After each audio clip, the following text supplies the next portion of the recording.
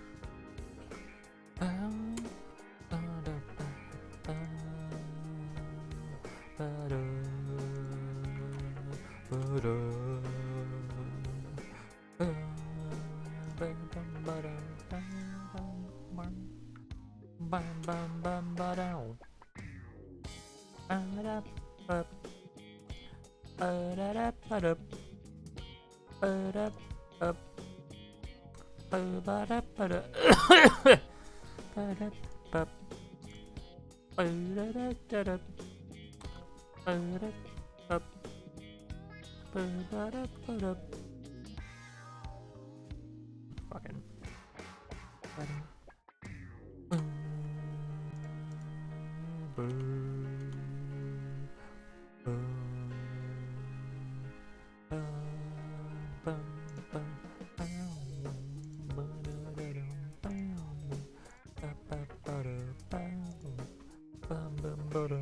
All right.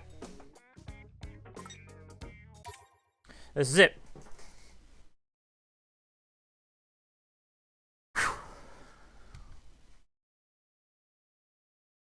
This is the finale. So off stream, I refought Iono, I refought Tsukichi, and I refought who was the last boss you had to fight during extra day? Iono, Tsukichi, and Sugumi. So I did those. So we're ready to just go talk to Hishima, and this should I also did the Rhymes Dive battle. You can tell I'm on easy mode because I wanted different drops and I wanted it to be easy. And so basically we go talk to Hishima. We'll fight Shiba, and then it should start the another day alternate ending, or the secret ending, and then we'll talk about the. Let's move. We'll talk about the fucking secret reports. Doing the endings out of order. We should do the normal ending first, but I have a feeling that's gonna involve the secret reports and those. Well, for now, let's just do this. The requirement for doing this is beat Rhymes Dive Battle, beat Mini Miyamoto, and beat and get all the pigs. And beat Coco's. So beat Mini Miyamoto, beat Rhymes Dive Battle, beat Coco's boss rush, and then get all 5 pigs, which I've done. Huh?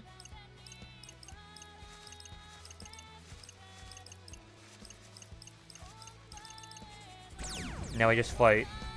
We turn the audio down. Actually, leave the audio up. Fuck it. I haven't touched it since.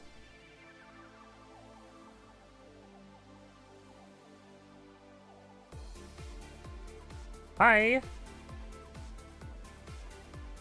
Shall we begin?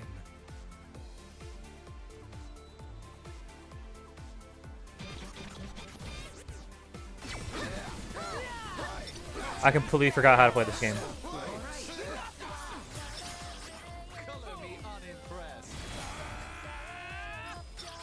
I don't have any swords anymore. Fine, I don't need them.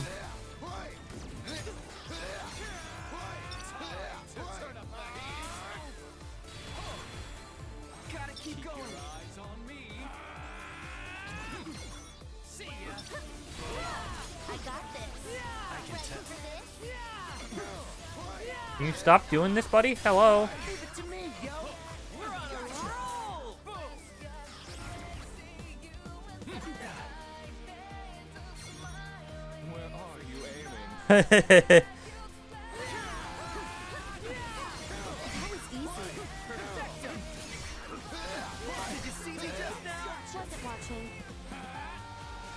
Let's spice things up.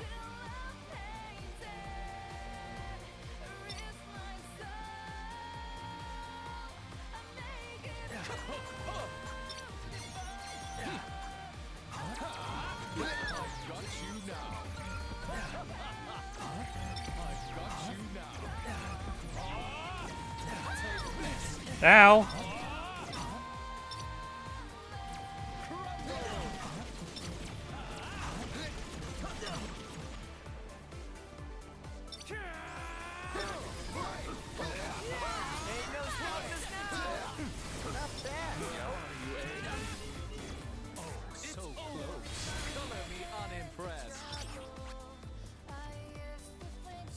God, I love this boss fight. Shiba's just the best. Nice work, Fred.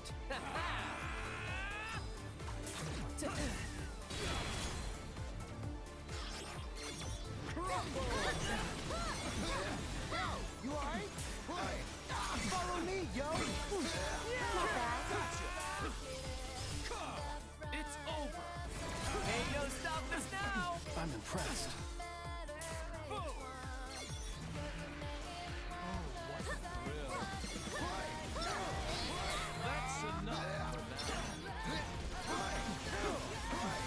Eat shit. Give me max buddy. How about an encore?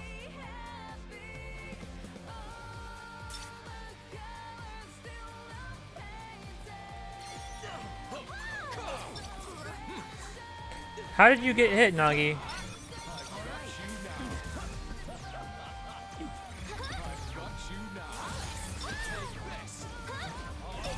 Ow.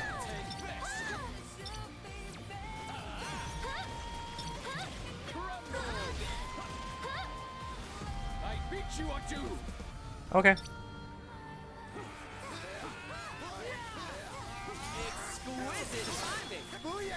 Eat shit. The action's heating up. Bring the pain, yo!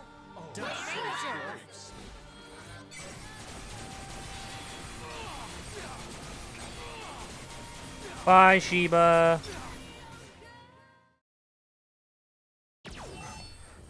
Got him. That okay. I was like, where's the camera going?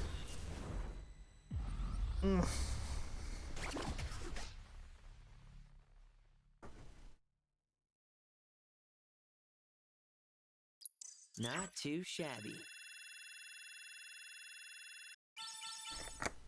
Hell yeah. And we got the drop.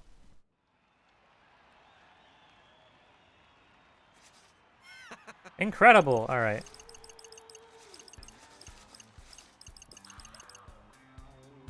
Ba-do-da-ba.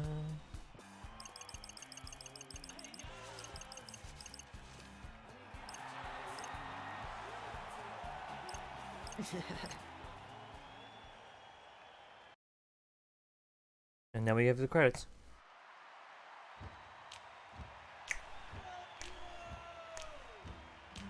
Oh god.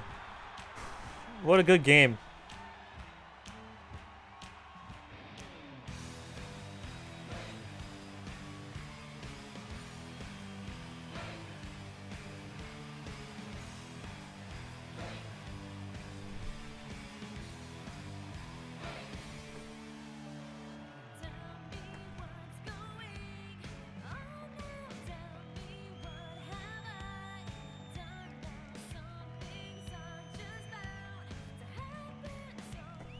I might be able to skip this now that I've already watched it.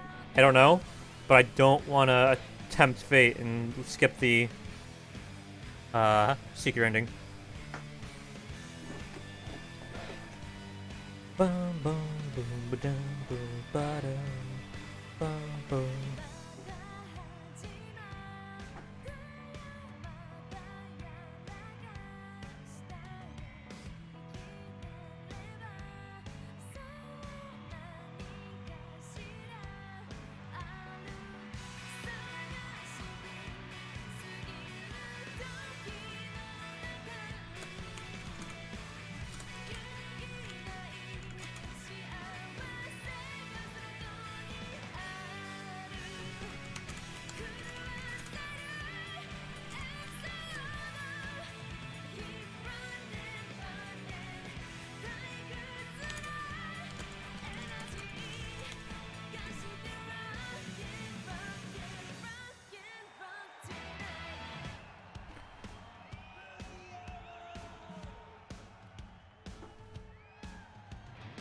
Boom, ba, boom, ba, da. Ba, ba, boom, ba, boom, ba, da. Ba, ba, boom, ba, boom, ba, da. Oh my god.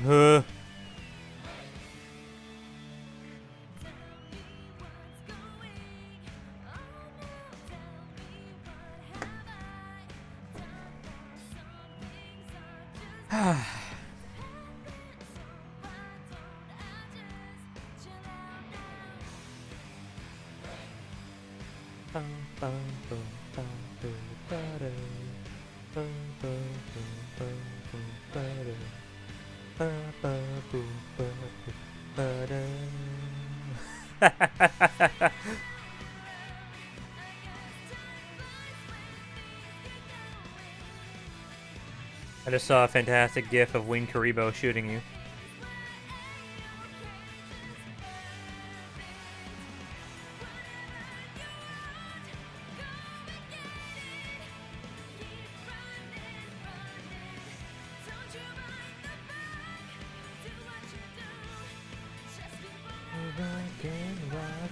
Rock and roll tonight.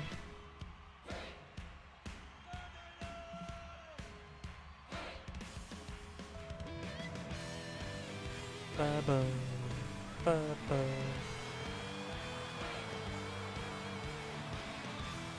Oh, my neck. Oh my god, dude. I feel like the QA team kind of dropped the ball a little bit on this one, but this is alright. Given how many crashes I've had in this game so far. I'm so excited to play this game on PC. I need to fix my Epic Games so I can download it. Alright, maybe. I probably don't need to, but I still want to have the installer or the launcher.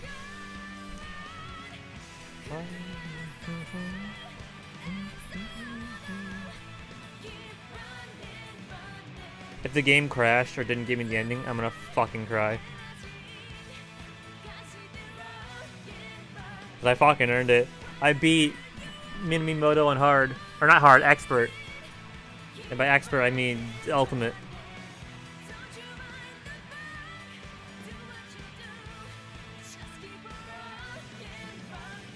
Rock and roll tonight. Boom, boom, boom, ba-dum. Bum, bum, bum, bum, bum, ba-dum. Bum, bum. I don't know if I'm ever willing to. Now that I think about it, fighting Minamimoto was fucking impossible. But it wasn't too terribly difficult. Like, it's one of those things. I'm like thinking, like, would I go back and to KH3 and do Yozora? I don't know if I would. Like, this game was worth it. This game's great. I don't know if I like KH3 that much. Do I want to fucking go back and I beat the organization. Like, I don't care enough about the game in order to want to learn its mechanics. Like I learned KH2, or like I fucking learned this one. And by learn this game, I mean I watched a video and copied it. But I still think, like, understand of how the mechanics work.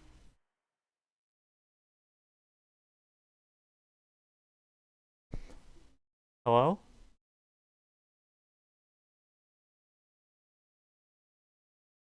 Party in the Booyah, chapter end. Hell yeah. Where's my secret ending? Huh. Finally took out the garbage. I'm back to my true value. Took me long enough. I was a fraction of a femtometer away from getting reduced to 0. But I made it, and I have run all the numbers. Shibuya is full of surprises. A soul that grows in power even after it gets erased?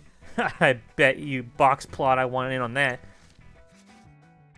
I'm coming for you, composer. Crunch! Hell yeah!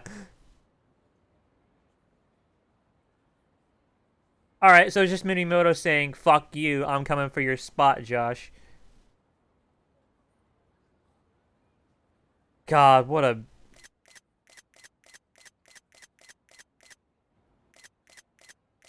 good game. Beautiful image. There's a time trial for that. Okay. Oh, no, that's the, boss rush. Got it. Alright, and now we go to the final day.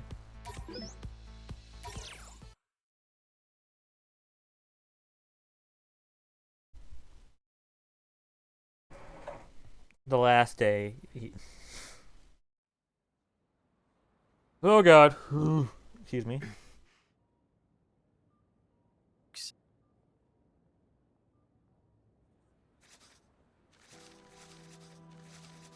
Yeah.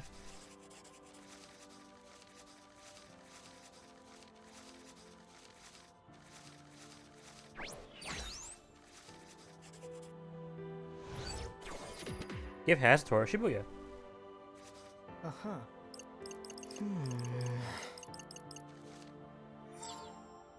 Alright. I don't know if I want to do the secret reports yet. I think I'll do that after.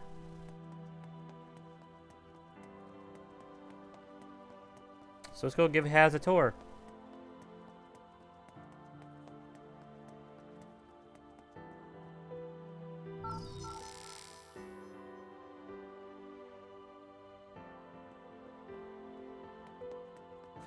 Say, friend.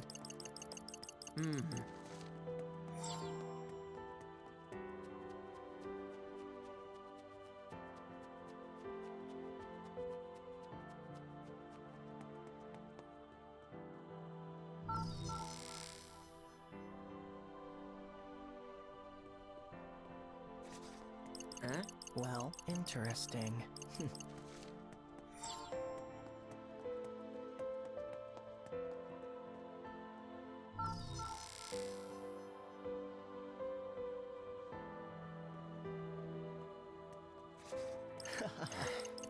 Say, friend. God, I love Haz. He's just so nonchalant, like, hello. Hey, how do you feel about this? What a bro.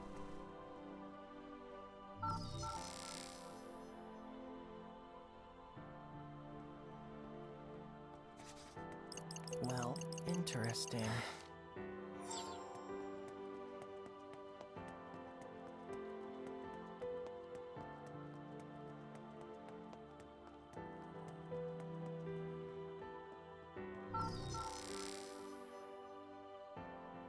God, I'm not looking forward to having to go through all the time travel bullshit. Say, friend.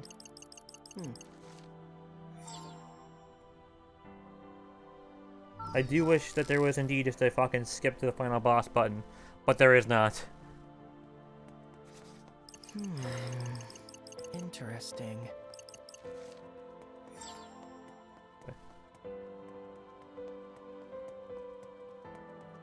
I do know. Well, yeah, I could go back and fight the like the little blue symbol, but I don't think that counts. You have to go through the story. We're watching this fucking cutscene. Haven't you seen enough? Not yet. I want to see what makes this city so great. I mean, if you haven't seen it already. Fair enough. And it's not like we're having a stimulating conversation either. What's the point? Well, I'm pretty drained. I think I'll call it a day. Okay, Rendo. How does he know my name? But while I've got you, I should take this chance to apologize. For what? For Kubo. He's a real piece of work. Kubo? Yeah.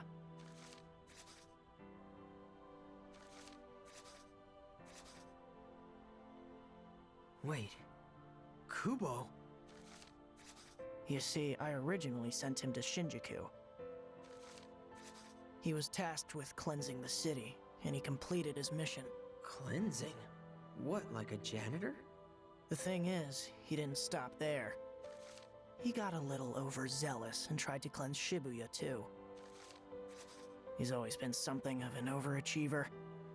I've taken care of him though, so I hope you can forgive me. Taken care of him? How? Hold on. Who the hell are you? Hazuki. But please, call me Haz. That's not what I mean. Who are you that you made Kubo destroy Shinjuku, and then erased him for overstepping? Well, not destroy, cleanse. And I didn't erase him, I exorcised him. Like a demon? As I said, Kubo crossed a line, and for that I wish to apologize. I have punished him, and erased his noise, and even kept this city of yours from harm. That light. He really was the one who stopped Kubo back there. Although I must say, I probably wouldn't have come here otherwise. Tell me, Rindo, what is it that you like so much about this city? What makes it so special? Why fight so hard to protect it? I don't know. Doesn't feel very special right now. Definitely not compared to how it felt before, at least. Honestly, I can't think of a single thing I like about this city anymore. I don't get it. You went through all that trouble. Seems to me like you got what you wanted. I guess I did. I thought I did. But this Shibuya isn't the one I fought for. It's different. I see. How about this? What if you could turn back time and try again? Why do you ask? Take a look at that pin of yours. You can go back if you wish. Everything will return to the way it was, including the noise. Once the time strikes, it'll emerge stronger than before. And when it does, you and your friends will have to erase it yourselves. Just us? Yep, you're on your own this time. I've already done what I can to make amends for what happened here. Any more, and then I'd be the one overstepping.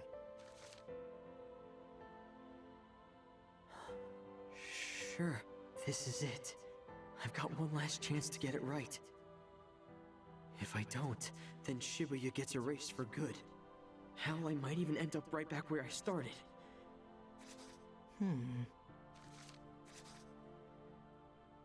I saved so many innocent people, only to put their lives on the line again. And what do we do about that noise? If we were barely hanging on before, then there's no way we stand a chance now. If I were you, I wouldn't bother turning back time even if I could. It's too risky. That said, I also don't understand what about this city makes it so special, but you do. And if you think that something is truly worth fighting for, then perhaps turning back time and trying again is worth the risk after all. Maybe. Shibuya's already been fated for destruction once before, a fate undone by the very power available to you now. In that sense, it's safe to say the decision is yours. I can't decide just like that.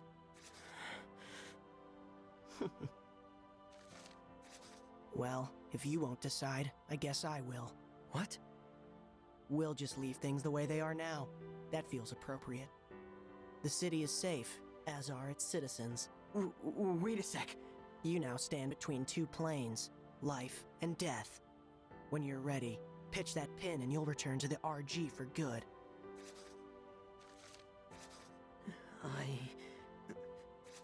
I should probably head back myself. My work here's done after all. Thanks again for the tour. See you, Rindo. Wait! Has, wait!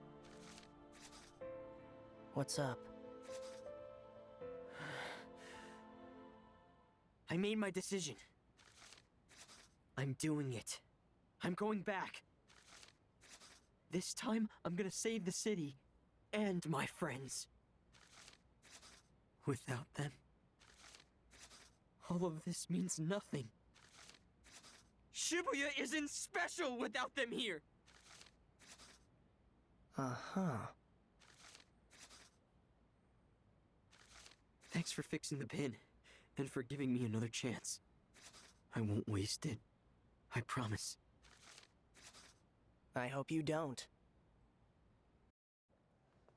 As I said, the decision is yours.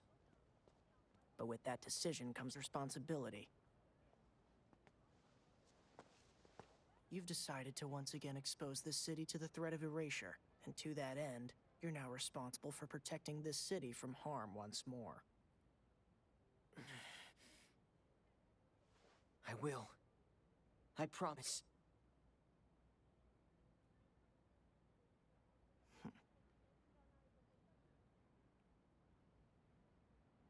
Only time will tell. I'll be watching.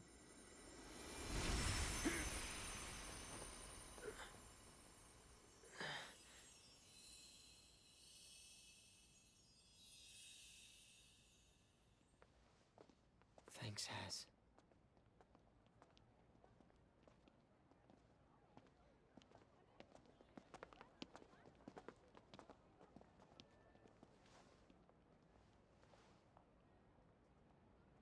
No one's getting erased this time. Neither is the city.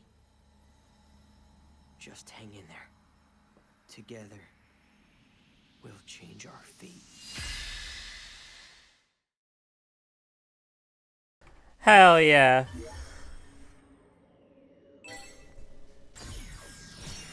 Showtime.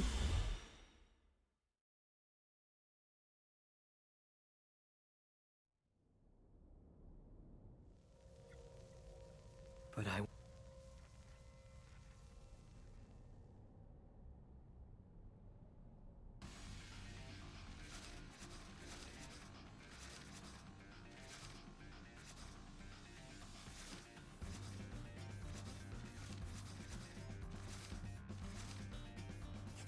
No one remembers Kubo, yada yada yada.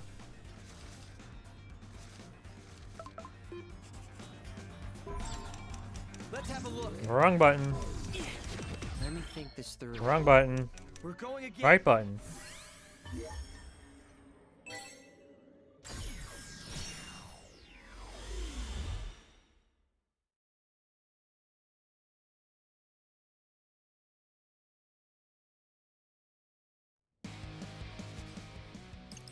Tokyo Plaza. Let's move. Talk to Beat about Rhyme.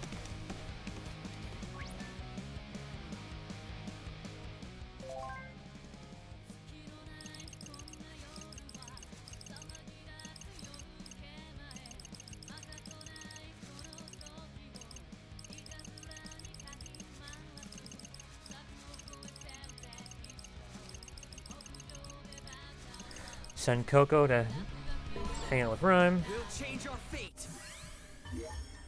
Go meet up with Rhyme and Kaie.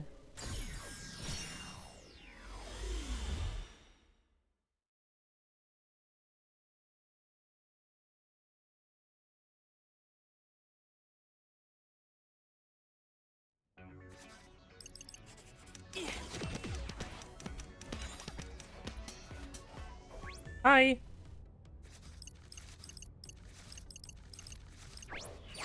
Rhyme.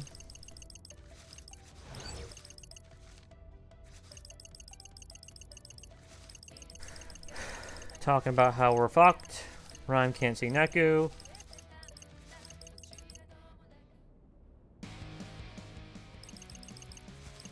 And these two get to work on how everything works. We're going Then we're gonna go talk to Hishima.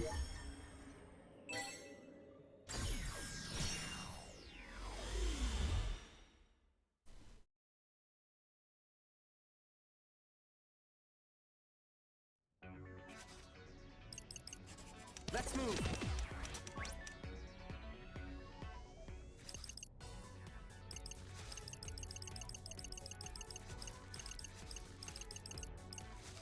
Ishima says, fuck no.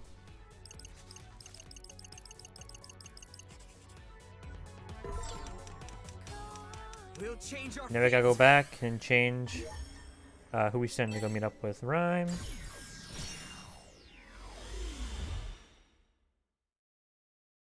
Do the old switcheroo.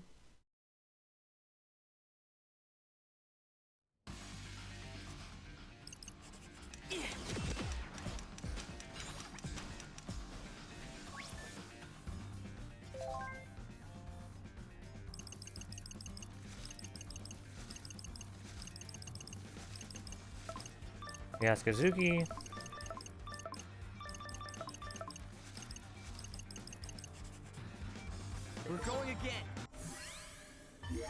Now we go meet up with Hishima again.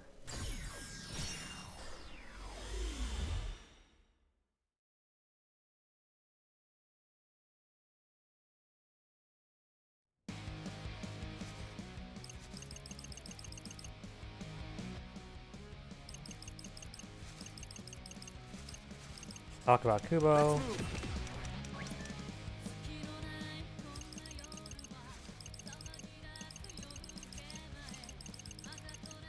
Coco, Izuki. Now we're gonna go help Korea.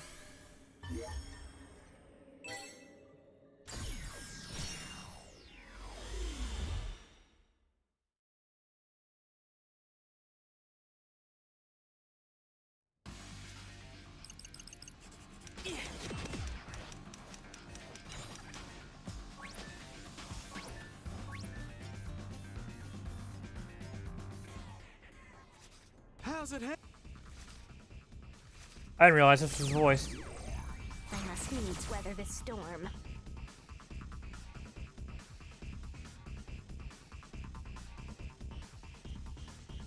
Don't make me laugh. Hi! Wow, I roll. Give it to me.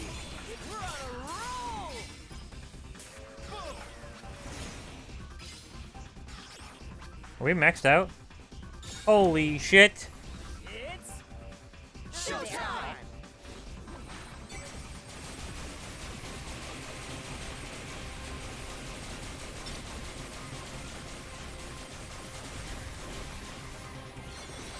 Got him! Are we awesome or what?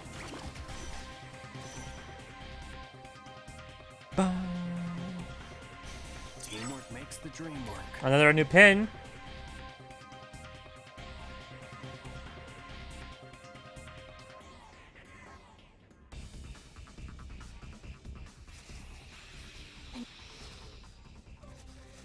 Minimoto shows up to be a badass.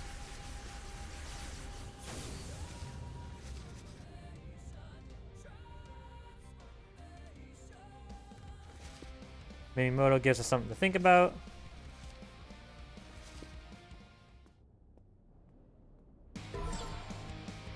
What to Wrong do? button. We're going again. Go see Hishima. Oh no, we're yeah, both.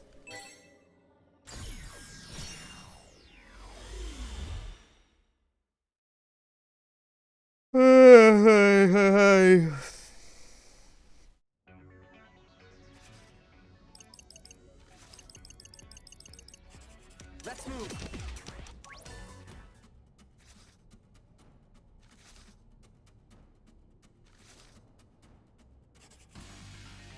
Ishima's with little bro. Let me go see Kai and Rhyme.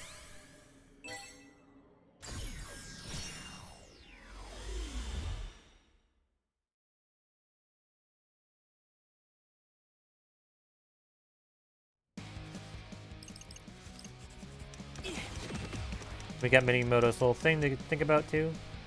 Oh no. Jesus Christ, Suzuki's short. And Rhyme's getting taller.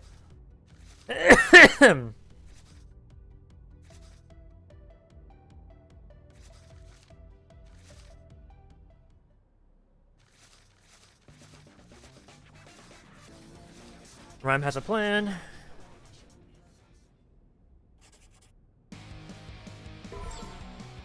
We're going again. And then we go talk to Chiba.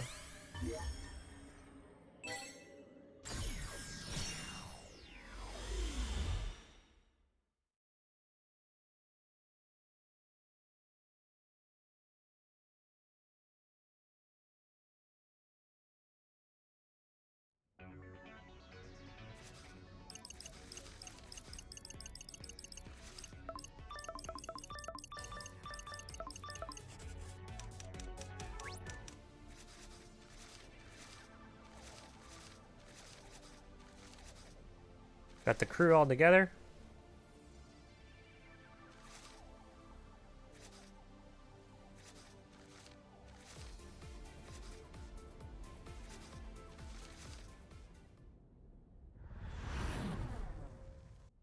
I should have saved.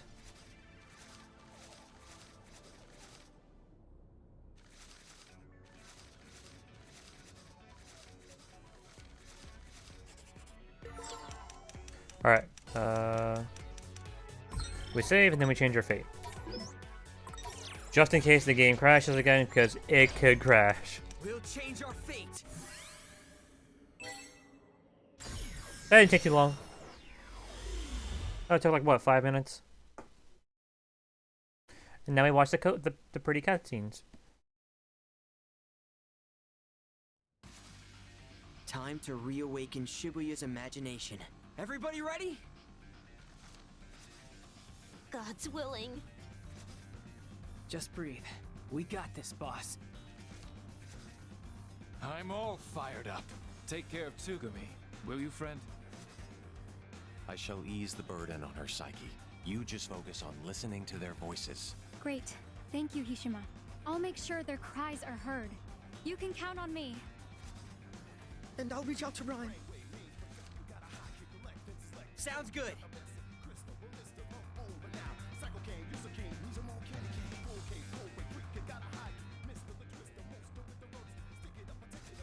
I don't know, Ryan. You sure you can handle this, yo? She can. Yep, no need to worry about me. Man, I still can't believe you came all the way out here, yo. Just look at you, all ready to save the city and shit. Aren't you proud of me? I'd be prouder if I wasn't so worried about you. I know. But see, I made it. Safe and sound. All that worrying for nothing. Hey, can it, phones? Wait, is Neku here too? Yep. I guess you're still in between worlds, while Neku's been completely confined to the UG. Rhyme! Sorry for the wait. No worries, Shiki. You're just in time. Oh, Beat. I'm so glad you're okay.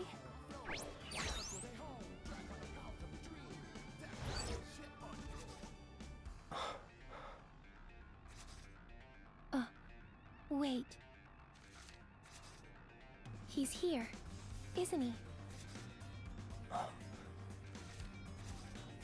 Yep, right over there. You mean you can see him? See him, talk to him, smack him on the head if I want. You finally came back to us. I knew you would. Neku, I don't know if you can see me right now, but I'm so glad you're here. Shiki. I can see you just fine. And soon, you'll be able to see me too. You want me to translate, yo? Don't worry about it. We'll see each other later. Oh, I just got a message from Kaie. Everyone, sync up with Neku's consciousness. Lend him your strength. Been doing it for years, yo. Okay, we should be fine, theoretically.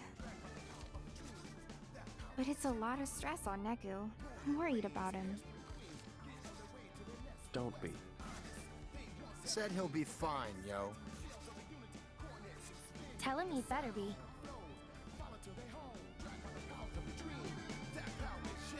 Commence Operation Awakening.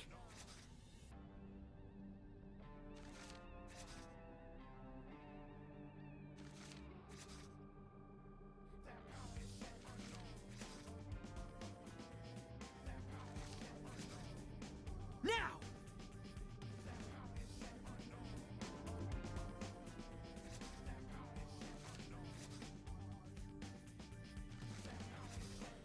Here we go. Focus. Well, look at that. People are finally waking up around here. Welcome back, girl. Kinda feels like the fog's starting to lift for me, too. Oh, you've still got a long ways to go. Try a little harder, will ya? Aye, aye. Never thought I'd say this. But I think it's time for me to get to work.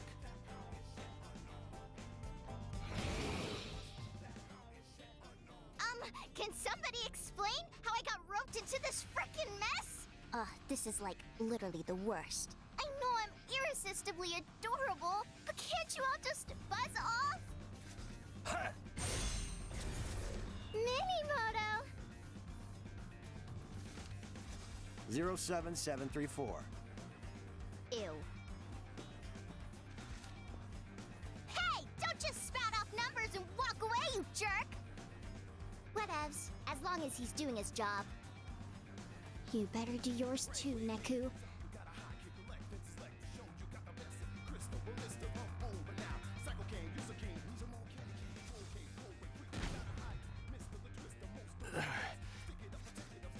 Hey, you good, Bones? Neku?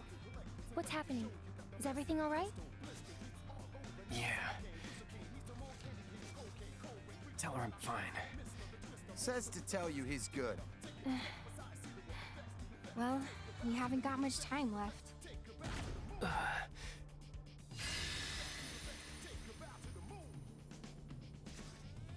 Need a hand there, partner? Josh? Pris, kid? No one invited me to this little reunion, so I invited myself. I must say, this is quite the impressive scheme you've devised. I hope you don't mind if I stick around and observe. Not at all, partner. Okay. Get ready, guys. The fated hour is almost upon us.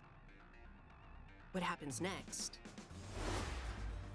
is anyone's guess.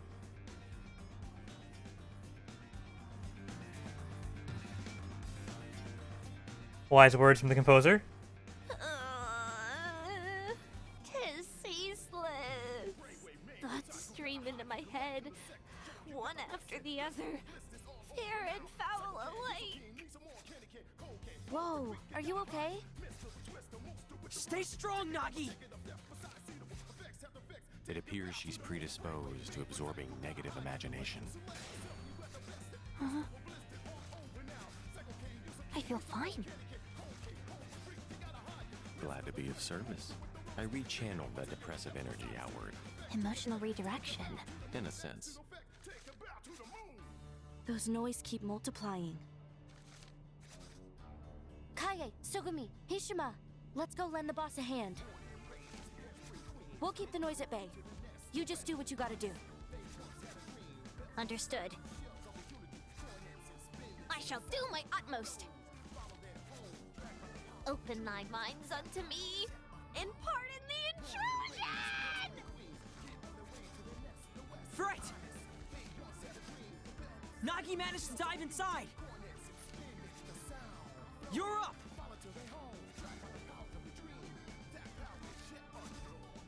Roger that, buddy!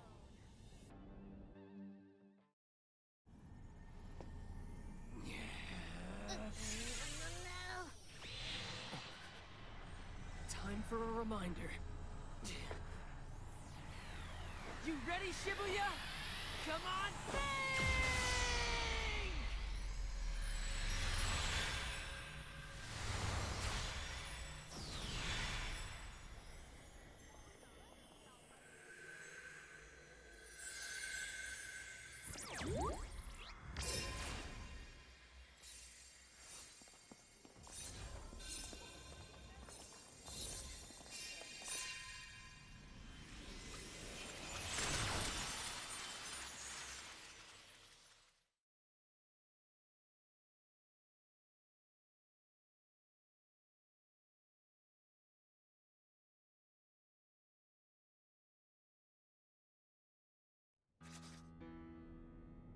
It's time. Yo, Rindo! Feed, Neku! Nice work out there, you guys! The once soundless city is silent no more. The people's voices are returning to the crossing. Huh. Sounds like Shibuya's already looking a lot better from their side. We should be all set to intercept the noise. Remember, they're just mindless thoughts. Let's show them what Shibuya's made of.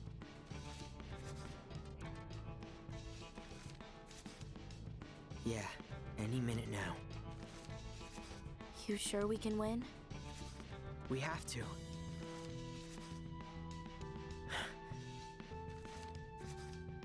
Can't play Fango if we don't.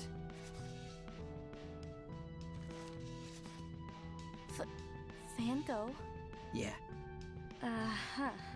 Whatever keeps you motivated, I guess.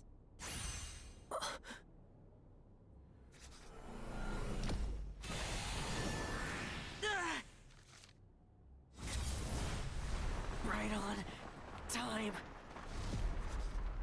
Damn! How the hell they all fit inside that pin, man? Look skyward. What's happening? It looks like they're fighting or something. Those souls lost to time are trying to take control, but Shibuya's fighting back.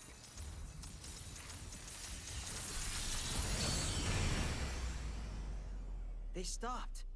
All that still ain't enough? No, but it was enough to give us a good head start.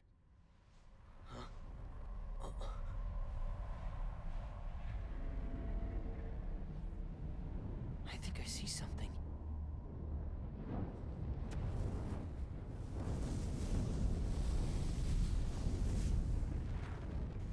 It's a giant bird.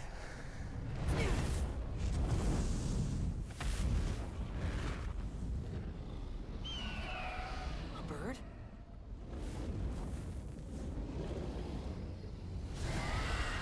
Hi.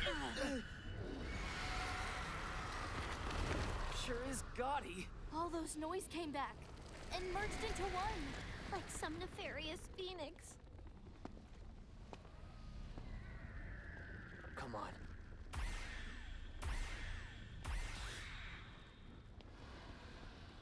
Let's erase this noise for good.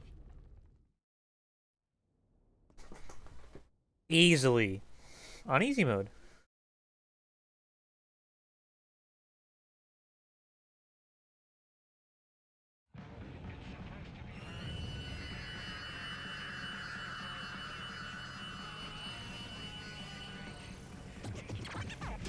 Hi.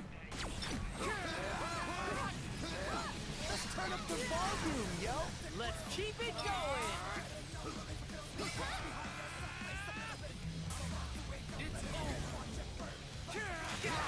Ow. Just keep hitting them. Warms the brains. Perfect timing. Not bad, yo. Take this.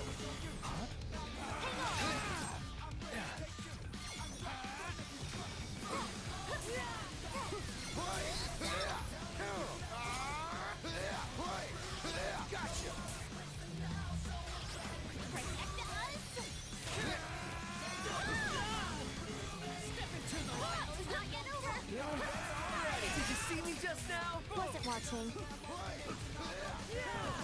Keep it up, Brett. Will do, beat buddy.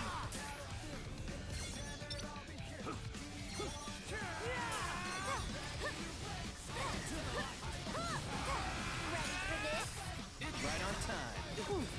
Not bad.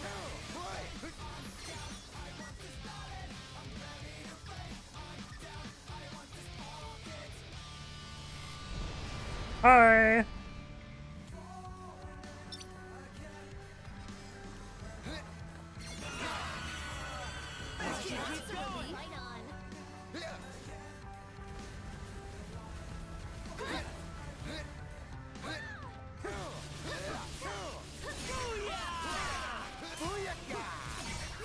Exquisite timing. Booyaka!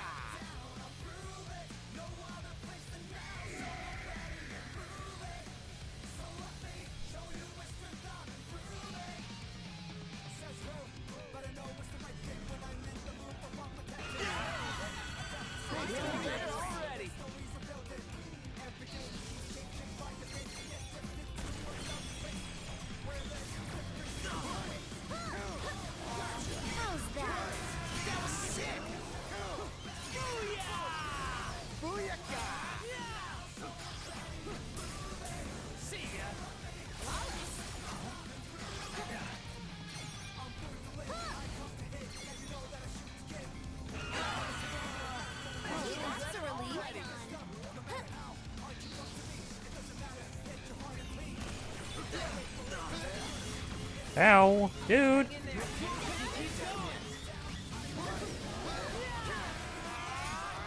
Bye-bye. Ow, I roll. Oh yeah. Is it over? Far from it. Did we beat it? Is victory ours at last?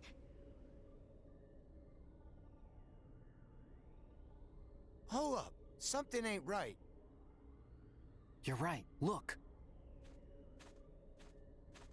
It's the little rainbow one. What in the world is it doing? I am so ready for this to be over. Well, it ain't over yet.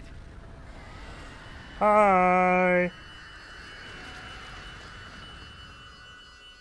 Oh, seriously? It can scream forever. Is it immortal? No. I don't think so. Let's finish this. For real. Just keep hitting it till it stays down, yo. Move, y'all. Get out of the way. We must weather this storm!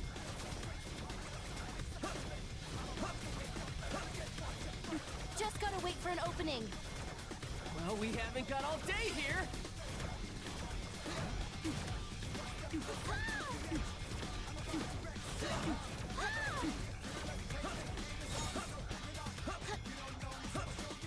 Is it over? Not yet. Hi. Now's our time to strike back. Forward!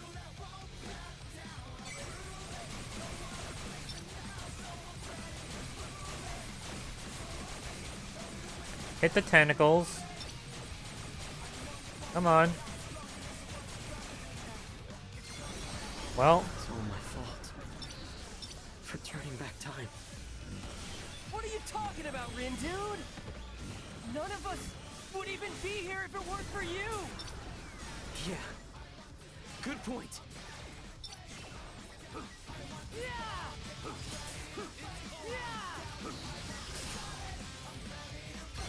Keep it up! Each feather, a step closer to victory. It's working. We shan't rest until its fate is sealed.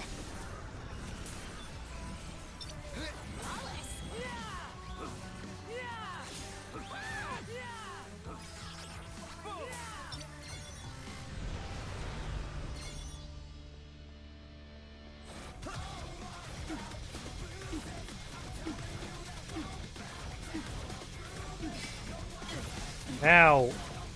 13 damage.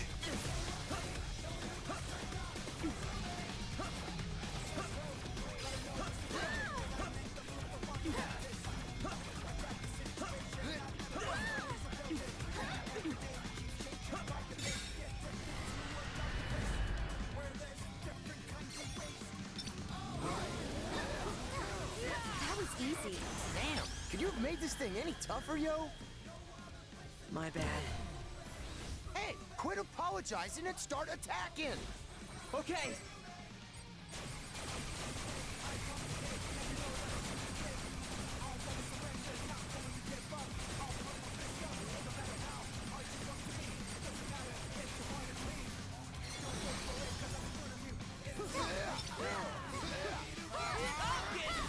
We're almost there.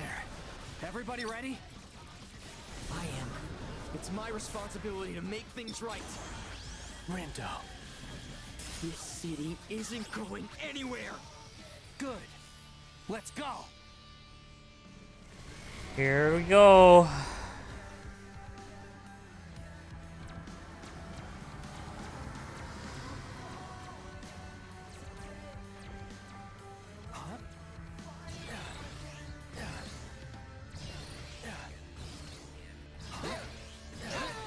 Ow.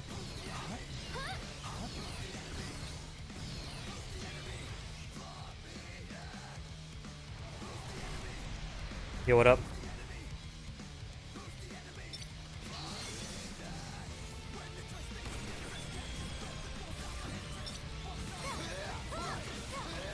How's that? Die already! Just a little more. We've got this. Don't let up now. Gotta say, Rindo, you sure have changed. Huh? Yeah, you're finally making your own decisions. Hell yeah, I am. Don't let your guard down. Roger that, yo. Onward, soldiers! Almost there. I think this is it. It is! So don't screw it up! Hi.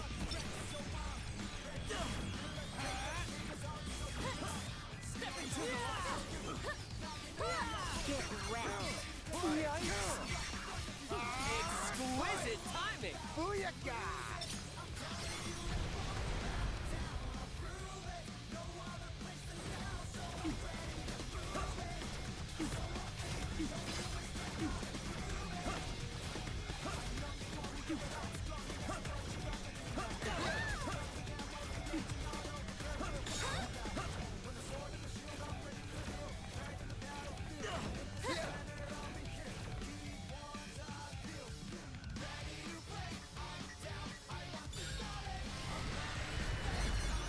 Hi.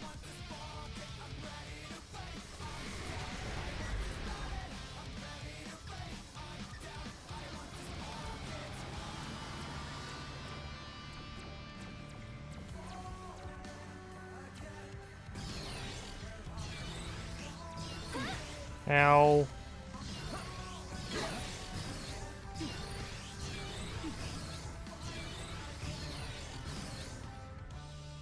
Can I kill you now?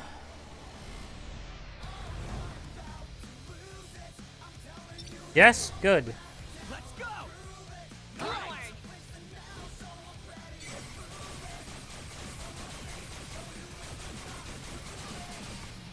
Bye-bye. One last hit. Everybody ready? Barely! Let's make it count, yo. You know I will! This is it. We're gonna take back this city.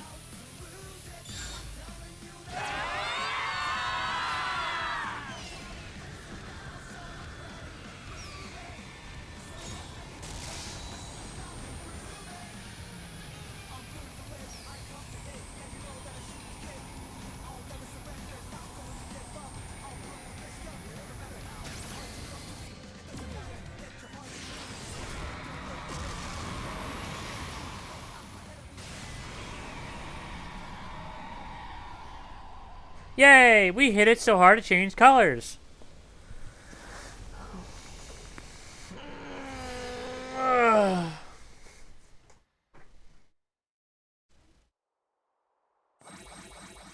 Ta-da!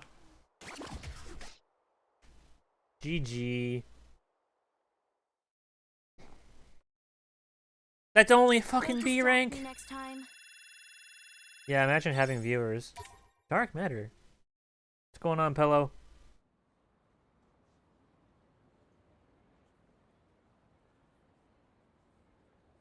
Couldn't be. Who, me? We did it. I don't care.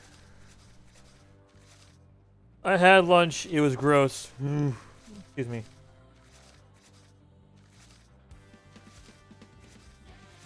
Me?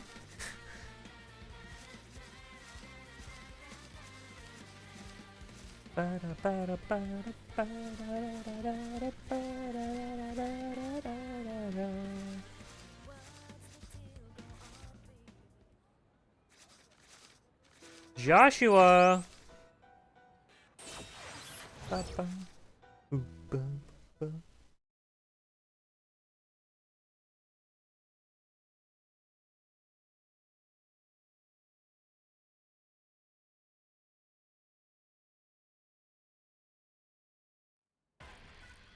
Yo, what up?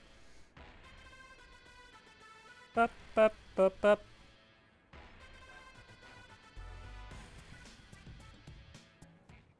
All I'm saying is I totes.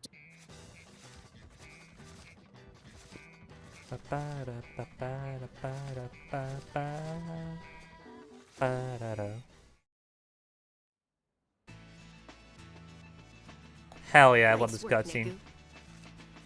I knew I could count on you.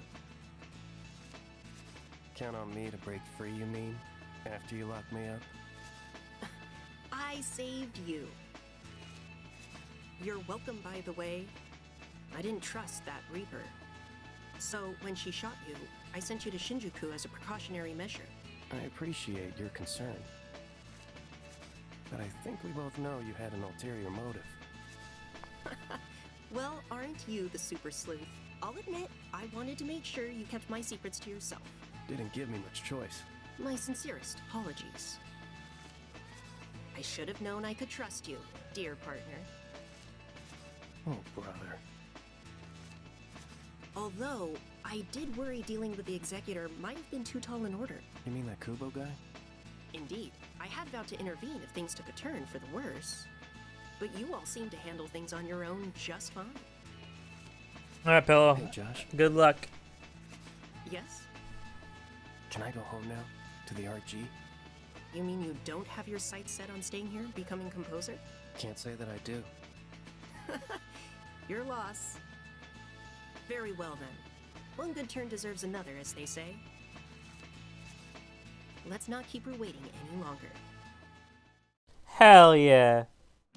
Wait, Shiba, where are you going? Tsugumi. The Shibuya Reapers said they'd let us stay. Aren't you going to take them up on their offer? No, I'm going back. But why? Because it burns me up getting played like that.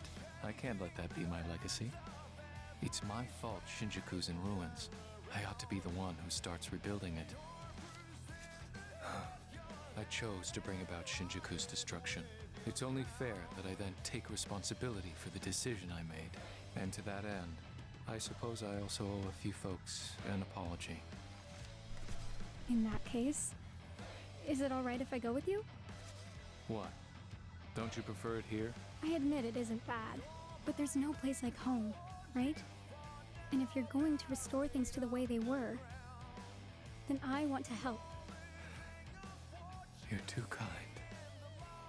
Allow me to join you. No one knows quite how to snuff out my flame like you, old friend. Care to stomp on my embers too, while you're at it? And sully the soles of my shoes? I think not. You've chosen to run from the city you once ruled. I needn't embarrass you further. That said, if you seek to restore Shinjuku to its former glory, then I cannot stand idly by. Nor can I. I've got data on Shinjuku. That should help us start rebooting the city.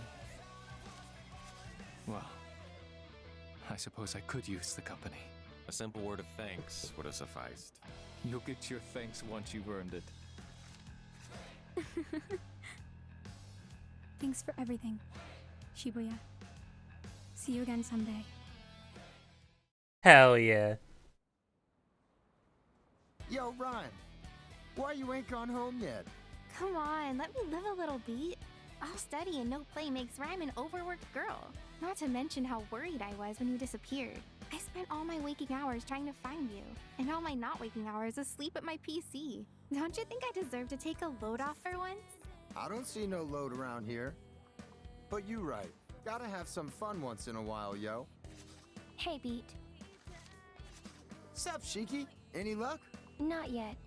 I don't think he's back yet. Don't sweat. Phones is a man of his word, yo. He'll be back in no time. And if he ain't, then I'ma give Priskid a piece of my mind. Josh better watch out. I'm sure Neku's fine, but I still worry. I guess I just need to see him with my own eyes. You know? Yeah, I feel you. But hey, you'll know him when you see him, huh? Hey there. Hello. Sure is some lovely weather we're having, isn't it? It sure is. Hate to spend such a nice day all by myself. Excuse me a sec, yo. Okay, but don't start any trouble.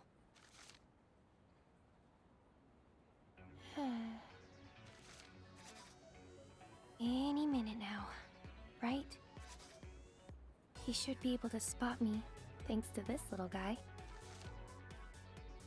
Every morning I tell myself, today will be the day, but I'm always wrong.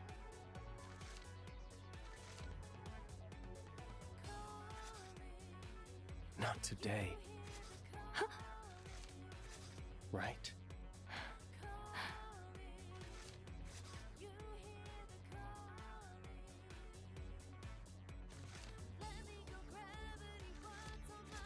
Neku. Hey. Sorry it took me so long. It's okay. Waiting wasn't so bad. All that matters is that you're here now. Thanks. I'm so happy you're back, Neku. Me too.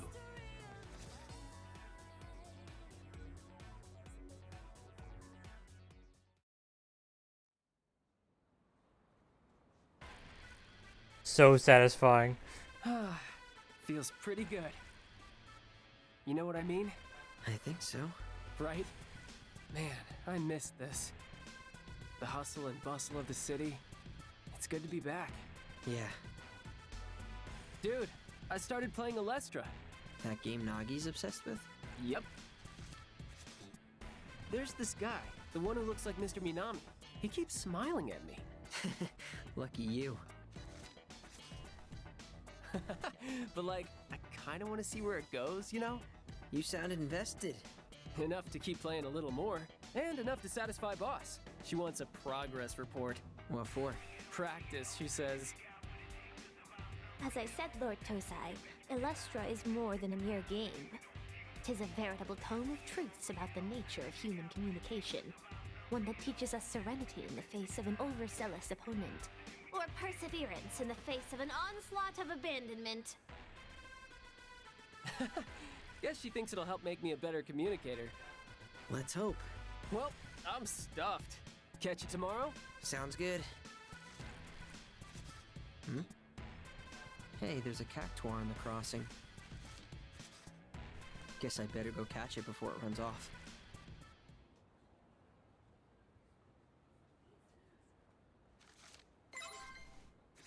And got him. I would message you, but you've been offline for over a month.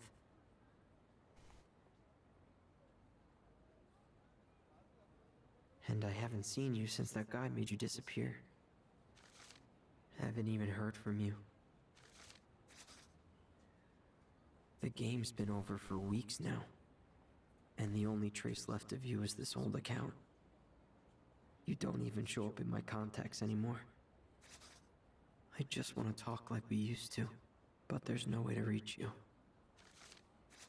There's so much I wanted to say.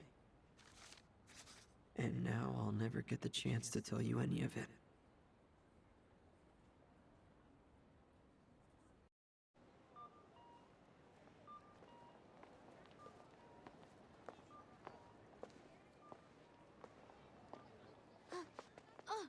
Oh, sorry! No, it's okay. Rindo? Huh?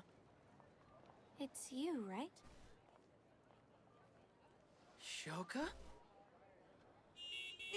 Whoa, careful! Still adjusting to life on the other side. Normally, I'd just pass right through people. You're here, in the RG.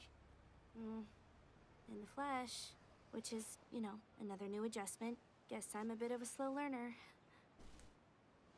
The hell? You should have said something. I could have helped. Yeah, you could have helped by not ignoring my friend requests. Huh? I got locked out of my accounts, including my alt, and I made a new one so we could be friends, but somebody didn't check his inbox. No way. Oh, my bad. Fango too. Seriously? Oh, shit.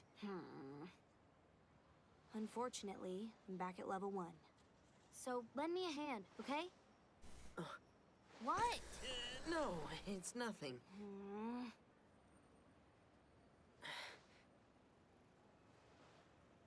Got a nutkin I can give you. Oh, sweet!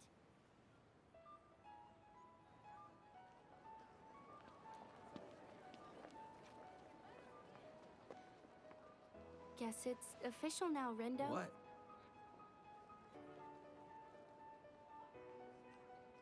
We're finally friends.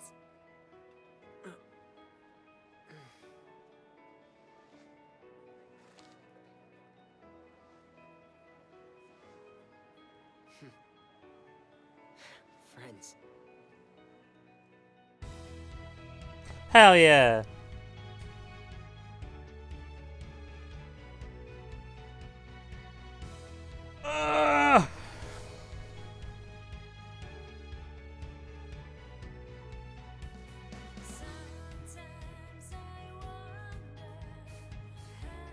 Alright, I'm gonna BRB and hope to God that the secret ending doesn't go without me. So I'll see you in a minute.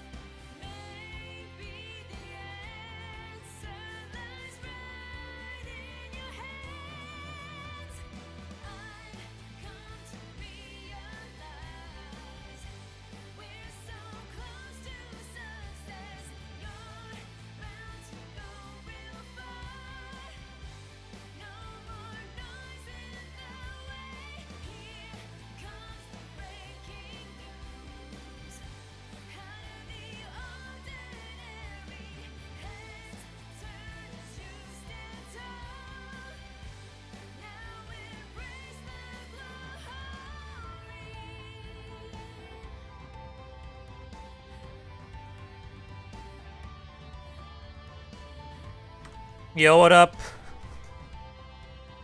Okay.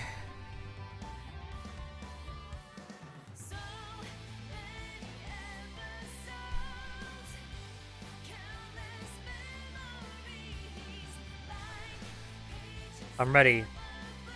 Drop the lore bomb on me.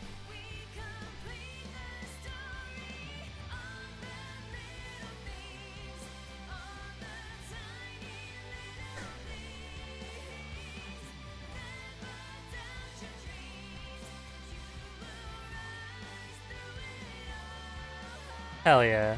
Alright, here it comes. Mr. Hashimoto, my dad.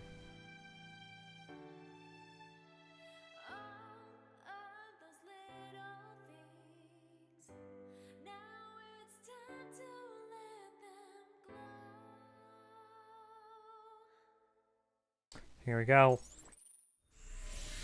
Neo, the world ends with you. Yes, Neo, the world begins with you. Ha ha ha. Funny joke. Oh. A bit late to come groveling back, wouldn't you say, friend? My apologies, friend. I never intended Shibuya any harm. But rest assured that as Shinjuku's composer, I have personally eliminated the cause of the problem. Is that enough to earn your forgiveness? I appreciate you exercising the executor from the UG. But you really ought to be more scrupulous when engaging with the lower planes. Nobody likes a messmaker. And all this time, I thought I was following in your footsteps. Then you might need to watch where you're walking. Speaking of which, I saw you took a stroll around the city. Did you and Rindo have an illuminating conversation? Weren't you watching? Only a little. I offered him an apology and asked him a few questions. What about?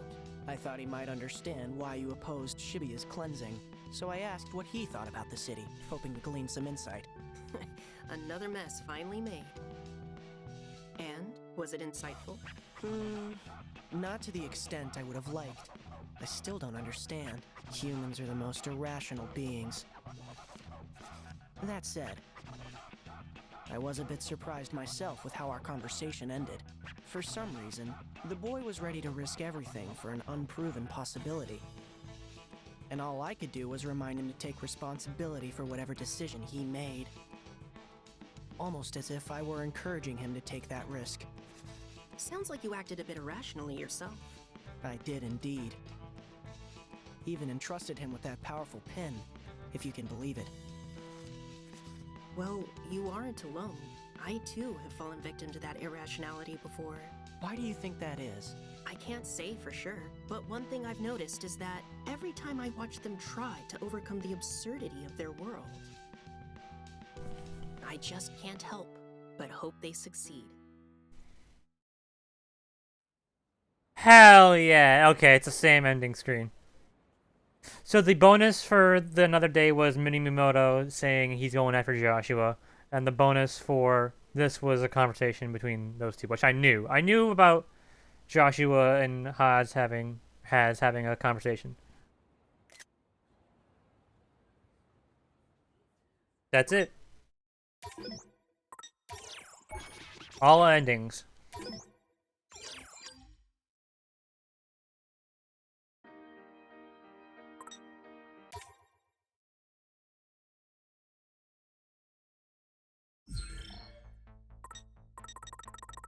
Alright, let's just jump back. Around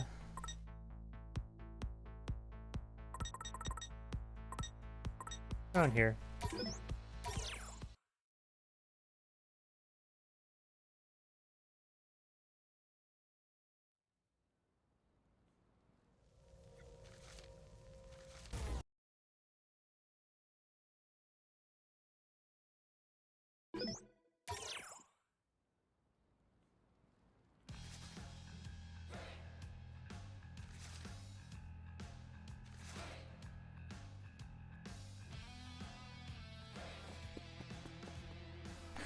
Bum bum boom ba da da da da da down.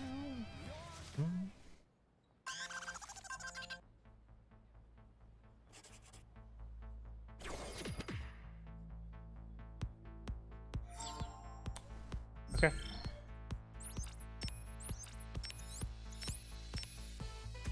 Alright, and now we're going to talk about the secret reports. Okay. So what I've gleaned was nothing super important out of the conversation between Joshua and Haz. Just about what I expected.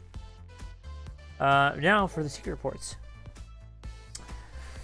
3 years have passed since the game that caused the attention of the higher plane. Observation is still ongoing, but from the UG, it looks as if Shibuya is on the brink of catastrophe once more.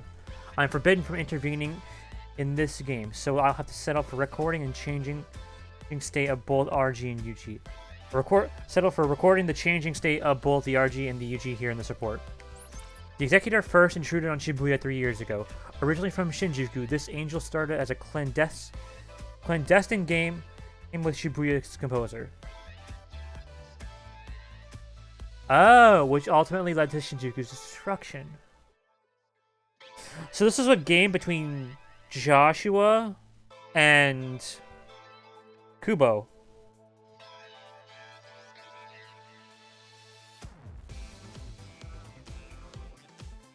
Oh no! This is that angel.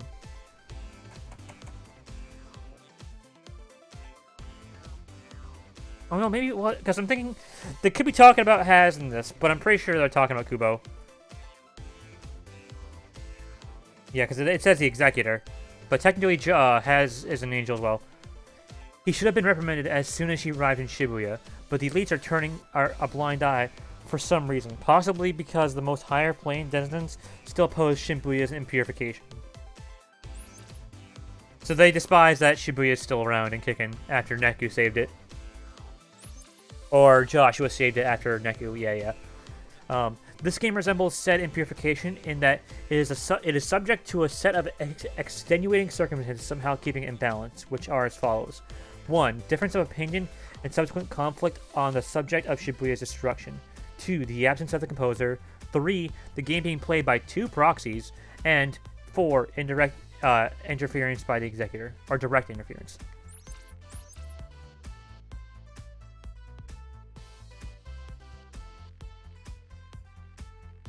So basically, this game is completely bogus.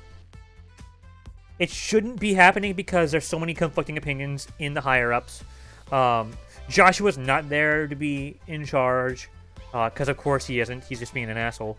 There are 2 proxies instead of just 1 now, and now they're in the one of the opposing forces, like one of the sides is directly influencing the game in their favor. So it's completely rigged.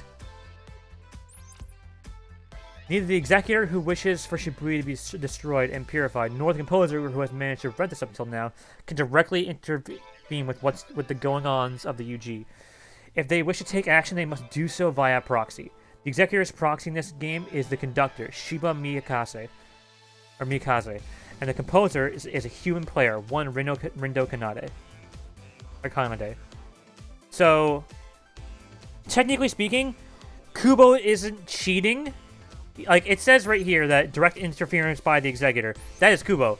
So Kubo, who doesn't want Shibuya to be destroyed and purified, oh no, okay. He does wish. Okay, no, I read that wrong. So yeah. So basically, Kubo and Joshua can't intervene, which is why Joshua's missing, but Kubo is still there, being a direct influence on the game, which is what should not be happening.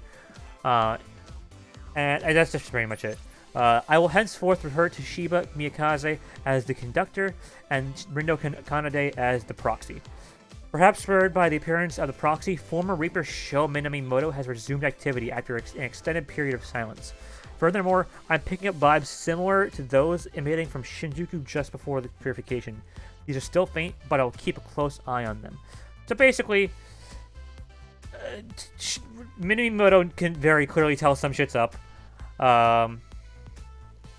And the author of the Secret Reports can very clearly tell that something similar might happen in Shibuya compared to Shinjuku, which is already very prevalent. He said previously in this report that the Executor wants this place to be destroyed and purified. That's probably the same vibes.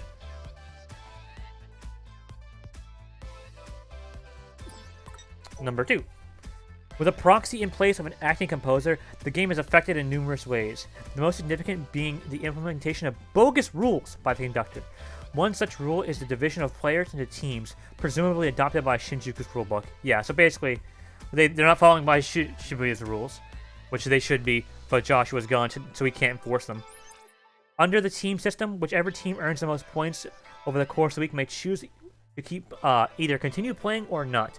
If they choose not to continue, they may return to the RG if they so desire. However, only the composer can send players back to the RG.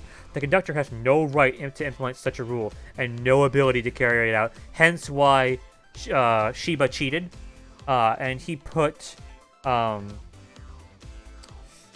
Sugumi and Kazuchi. Oh no, it's not Kazuchi. Fuck, how the fuck do you say his name? The big bulky Reaper. Not the math guy, but like, the math guy's Minimoto. Suzukichi. Suzukichi and Sugumi. That's why Shiba had to put them and on their own, like basically make a team out of those two alone and make them carry it out so that Shiba wouldn't have to get like found out. As such, it is in the conductor's best interest for the winning team to choose to continue playing. To ensure this happens, he allied himself with a team clearly intent on continuing the game, indefinitely the Ruinbringers, and he put 2 Reapers on that team. Each team's relative value is measured against the others using their scores, and a loss for the team is a loss for each individual within it. It is unclear whether these rules were first implemented in Shinjuku, but what is clear is that it seems specifically designed to eliminate players counter to the objective of the game, which is it's pretty straightforward. We're not gonna focus on turning you into better people like the original purpose of the game was. We're gonna fucking do our own agenda and destroy the city. This is day 3. It's all a day by day. So now we're actually into the like sort of day by day. A new player has joined the Proxy's team. The inability of the composer and myself, the producer, to intervene puts Shibuya at a disadvantage. But this new recruit and Minimoto may help turn the tides. The team's new member, one Nagi Usui, is at once open-minded and closed-off. Interestingly, this makes her both the perfect foil to Tosai Furusawa. A healthy variety of personalities and abilities should benefit their team. So this is just saying, this is Hanakoma. He's writing the reports again. He's not at all in the game. He's not here. He's completely absent from this whole from the video game. He's not in the game, but he is here in spirit. He's writing the secret reports again. And it's just Nagi's, a good counter to a good addition to the team. The Proxy started using his powers in earnest. I can scarcely believe someone could have such a powerful latent ability. Latent powers are unique, naturally occurring abilities awakened by tuning vibes. These vibes originate from the higher plane and resonate with the soul of an individual, tuning them into their dormant powers. Incidentally, these vibes are the same ones required to travel between planes. So essentially, like the powers of the divine, of like the gods, can like descend down, pick a human, and then like those powers will awaken the abilities of that person. So it's saying the player pins. It's the player pins. Or the player pins that our team has, because the player pins that we have versus the other people are different. I think the old member, like the old players, like pretty much everyone but our team, but the Wicked Twisters has like the original player pin, but we have the weird new one, the pin that drags you from the RG into the UG. And I think it's those pins. I might explain in a second. Those pins were made by Kubo, and Kubo's an angel, so naturally he kind of just infused those angelic powers into the pins, thus giving Rindo his ability to time travel, Fret his reminder, and Nagi the ability to dive, and subsequently beat the ability to run faster. Like, it's just those sort, like, the pins are the key. The player pin is the key. It is highly unusual for multiple players with latent powers to appear in succession. I suspect the pins found in the RG have been imbued with tuning vibes for the express purpose of seeking out such individuals. The more hands the pins make their way into, the greater the chance of finding promising new players. However, the Proxy's ability is a significant deviation from the standard latent powers. So yeah, that's basically that's what he's saying, it's the player pins. He also mentions right here that the same vibes are required to travel between planes. That is also in the player pin. That gives the players the ability to travel freely, essentially between the RG and the UG, or to very least trap them in some sort of middle ground where they can both say talk to Rhyme, but also Rhyme can't see Neku because Neku doesn't have a player pin. He's also dead. It is far too dangerous. If I could, I would have ensured it remained dormant for the sake of both the UG and the RG. It has potential not only to warp, but demolish the lower planes code. I wonder if the composer foresaw this and chose his Proxy because of it. So basically, Rindo's powers are far too dangerous. He should not have them. He should not be the Proxy. He shouldn't be here. But obviously, Joshua saw this and was like, he's my guy. Secret report number 4. So what exactly is the purpose of the Reaper's game? Let us review. The explicit goal of the game is to locate exceptional individuals. Players of superior imagination are elevated to the higher plane and made into Reapers or Angels to aid the oversight of their region. The UG is located on a higher plane than the RG. It is understood is understood to be the afterlife, as the soul is modulated and relocated to the UG upon the death of the body in the RG. However, the proxy and his fellows were brought into the UG unmodulated. They've already begun to suspect that something is amiss. It is in respect to both themselves and the Ruinbringers. Nothing too insane there. The Reapers should be fighting for their lives, same as the players, but Shibuya's internal Reaper hierarchy is at a total standstill. 3 years ago, Shibuya's acting composer and conductor carried out a game to determine Shibuya's fate. The events that unfolded are now known as Shibuya's Purification. The hierarchical freeze presumably stems from the opposition to the Purification. So basically, the fact that Shibuya wasn't reset after the first game basically states that it was impurified. It's completely separate to how the higher plane wants it to be, and thus those who opposed the Impurification, those who wanted the city to essentially be reset, are freezing the system. I detected a new set of vibes in the UG at the end of the day. It seems those pins have awakened the new powers within someone and modulated them for entry into the UG just like the proxy. This time, it is someone the composer and I know quite well. So this is on day 4. Day 4 is when Beat shows up in the UG and walks by Rindo at the very end of the day. So that's what that's in reference to. For the rest of it, it's pretty simple. The Gold Reapers game, find the best players, turn them into Reapers or into Angels to help regulate the, not government, but to help regulate, to help regulate the game and keep the world at peace.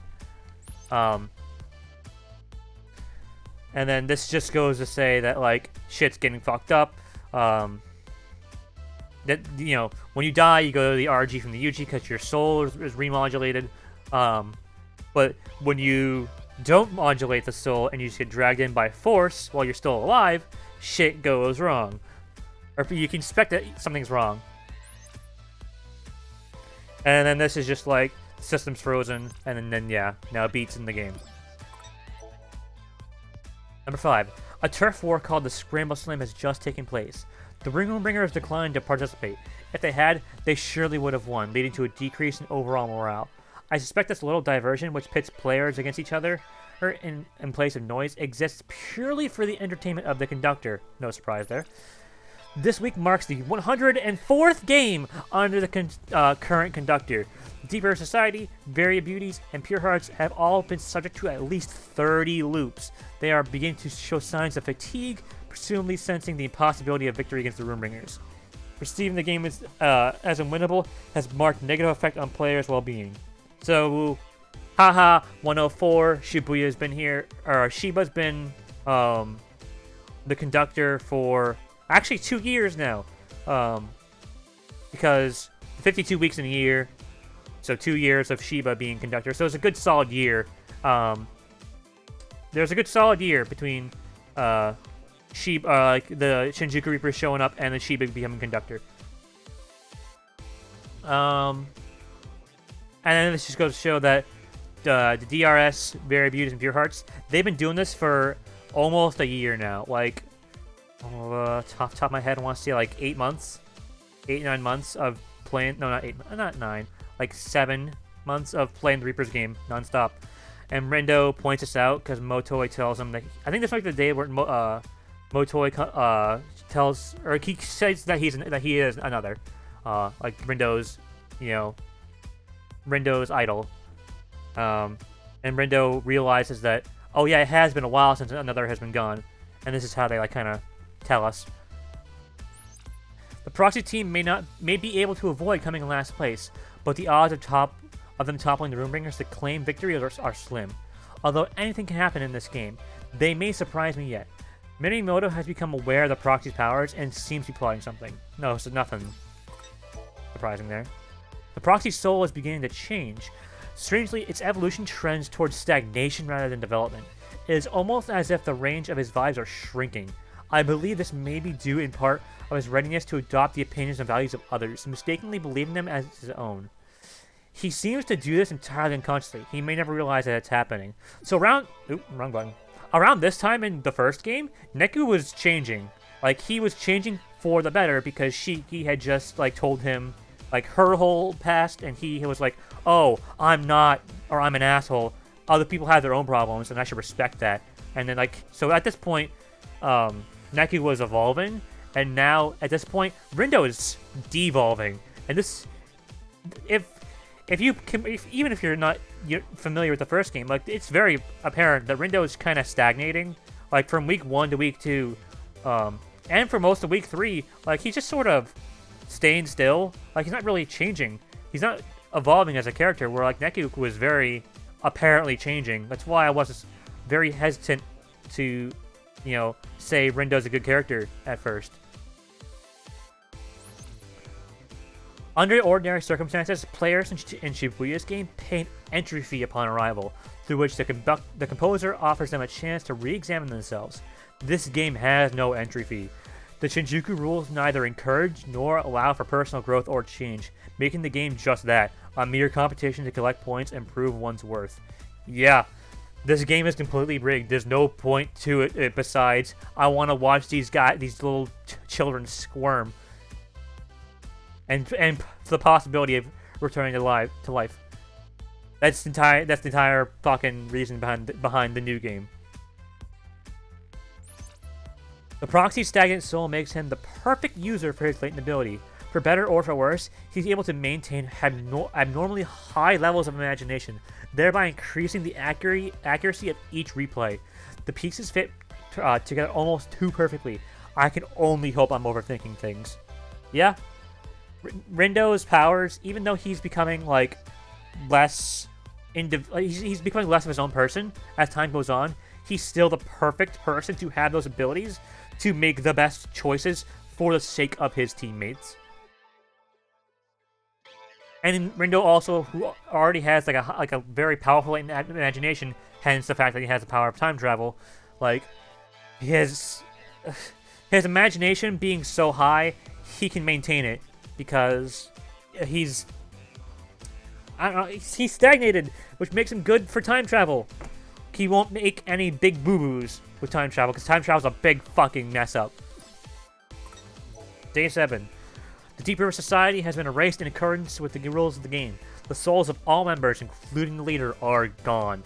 The erasure runs counter to the goal of judging each player's abilities, but is unsurprising considering the conductor's intentions. Upon witnessing the erasure, Proxy's vibes have weakened once again, and his increasingly hardened emotional state may be cause for concern. Yeah. Seeing Fuya die, like, really shook him up. And with Minimoto, we're going to talk about Minimoto leaving right now too, like, it was a massive shock to both Rindo, Fret, and Nagi systems. They're like, they just couldn't, like, they just fucking fell apart.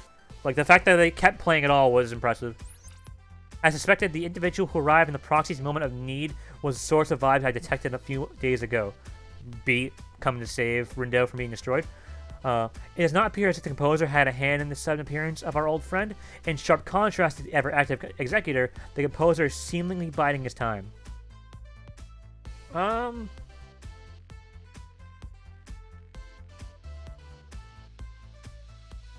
So, yeah, Joshua had no part in Beat reappearing. That was entirely random chance that Beat just happened to show up in the UG again. Joshua's biding his time. Meanwhile, Kubo is trying to speed up the destruction of Shibuya. Although I'm unable to make contact to confirm, I believe the reappearance of this particular individual works in Shibuya's favor. Minimoto, on the other hand, has all but vanished from the Proxy side. His noise or finally sigil drastically heightened his imagination, which may be why he can clearly recognize the Proxy's abilities. So the fact that Minimoto was brought back with the taboo noise refinery sigil at the end of A New Day in the first game, we see Coco revive Minimoto, and we know that whenever you go taboo, you have you become stronger. So the fact that Minimoto still is taboo in this game, he has a higher imagination, so he can very clearly see that Rindo's time traveling, and he can very clearly recognize those powers. I have an idea of what he's planning. It's dangerous, but I have no way of stopping him. Incidentally, the Noise Refinery Sigil is a reproduction copy from its original by a certain Reaper. Its completeness or lack thereof may be a factor in a subtle change in Minimoto's fundamental vibes. So the fact that the sigil that Minimoto revived from was one made by Coco and not by himself. So Coco basically took Minimoto's homework and copied it, but no homework, or like no copies are exactly the same as one another. So the slight change in how Coco drew the sigil may have caused ever so slight change in Minimoto. Day 1, Week 2. 4 teams remain. Runebringers, Pure Hearts, Very Beauty, Twisters. Only one may survive and emerge victorious. At long last, the game approaches its conclusion. According to Shinjuku's rules, incoming players' abilities must exceed the total average imagination of the current players for them to be allowed into the game. Okay.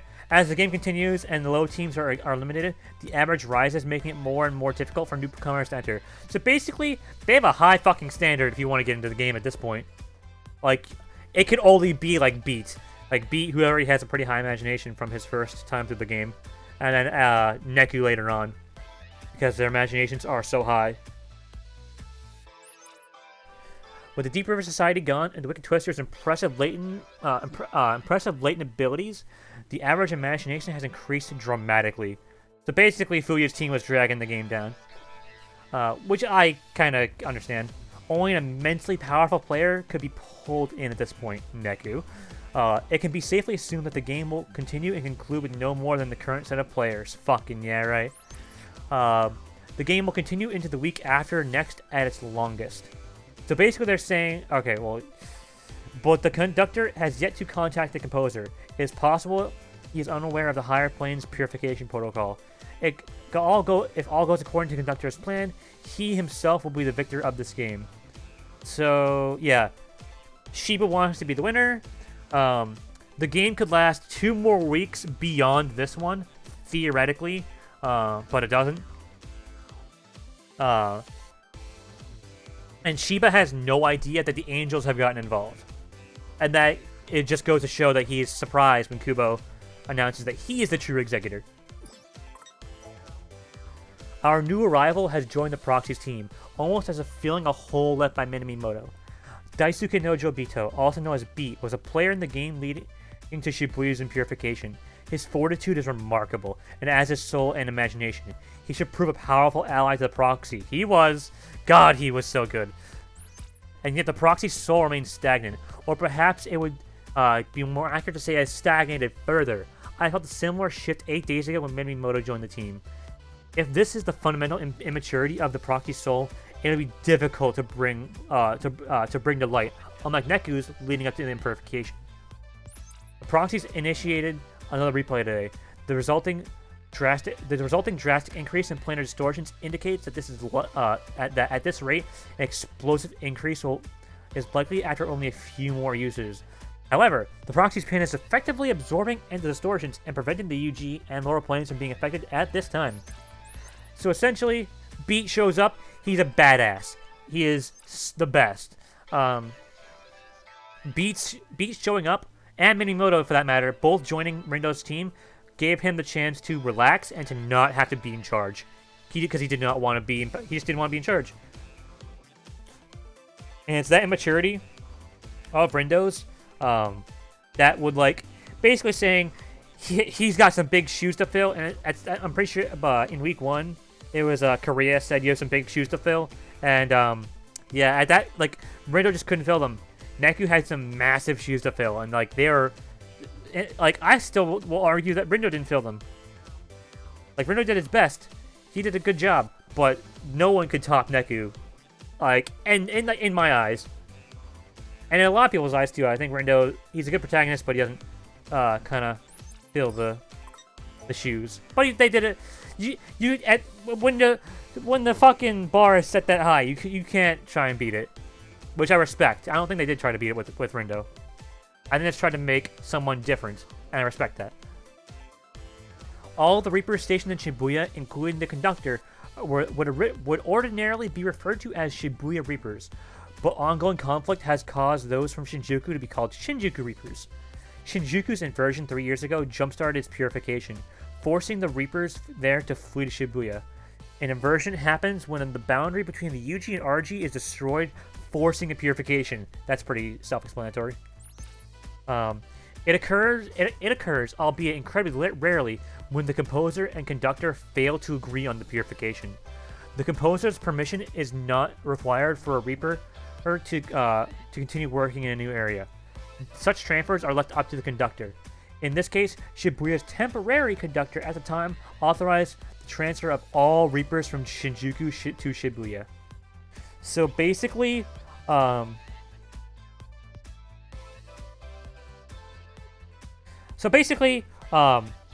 talking about the Shinjuku composer and conductor right now. So Shiba did not, I think very clearly,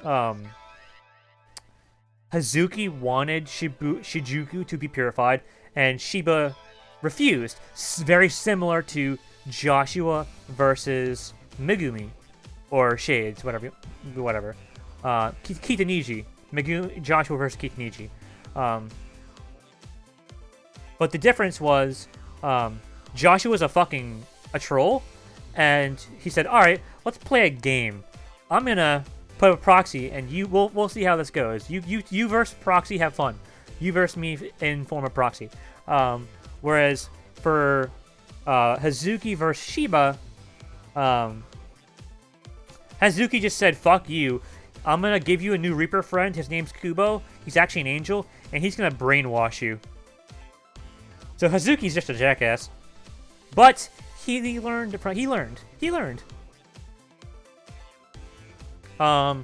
When Shinjuku was destroyed, Hazuki had no right in saying whether or not the Reapers could go anywhere else. So Shiba was like, "Fuck Shinjuku, we're going to Shibuya," and all the Reapers came with them. Or the Reapers that did come, they did.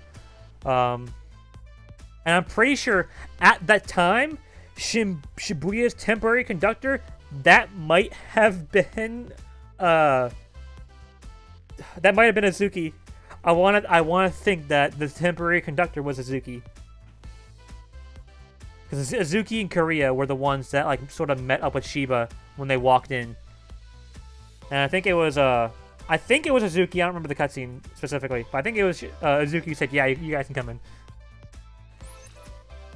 I detect no sign nor vibes of the Shinjuku conductor at present. I assume he was destroyed along with Shinjuku. What? Once a purification has begun, it is standard for the conductor to be invited up to the higher plane.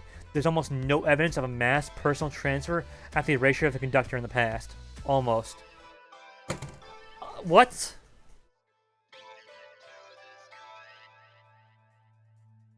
I assumed he was destroyed along with Shinjuku.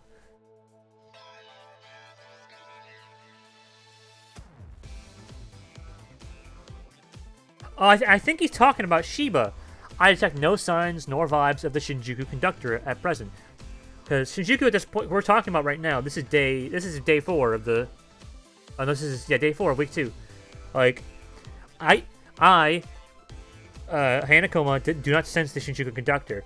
Once a purification has begun, it is standard for the conductor to be invited up to the higher plane. There is almost no evidence of a mass personal transfer at the erasure of a conductor in the past. I got it now. So basically saying there has very rarely ever been before like a mass transfer of Reapers from one district to another. So Shiba did not go to the higher plane, even though he had the choice to. But he brought the Shinjuku Reapers to Shibuya, naturally. That's what they're saying, is that Shiba wasn't erased. He was assumed to be destroyed, but he showed up in Shibuya. Upon reviewing the records, I managed to find 4 cases where the affected area had fallen into an imbalance before its purification was decided. One such of those cases is Shibuya's Purification. The composer should file a report on the circumstances leading up to Shinjuku's purification at some point, although I doubt he'll do a thorough job of it, considering his disinterest in the lower planes. This is talking about Hazuki, the Shinjuku composer.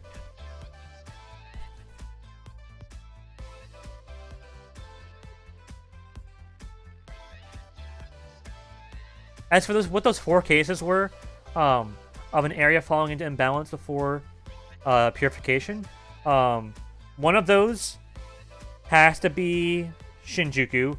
One of those is Shibuya. I can only assume that the other 2 might be referenced in a future game.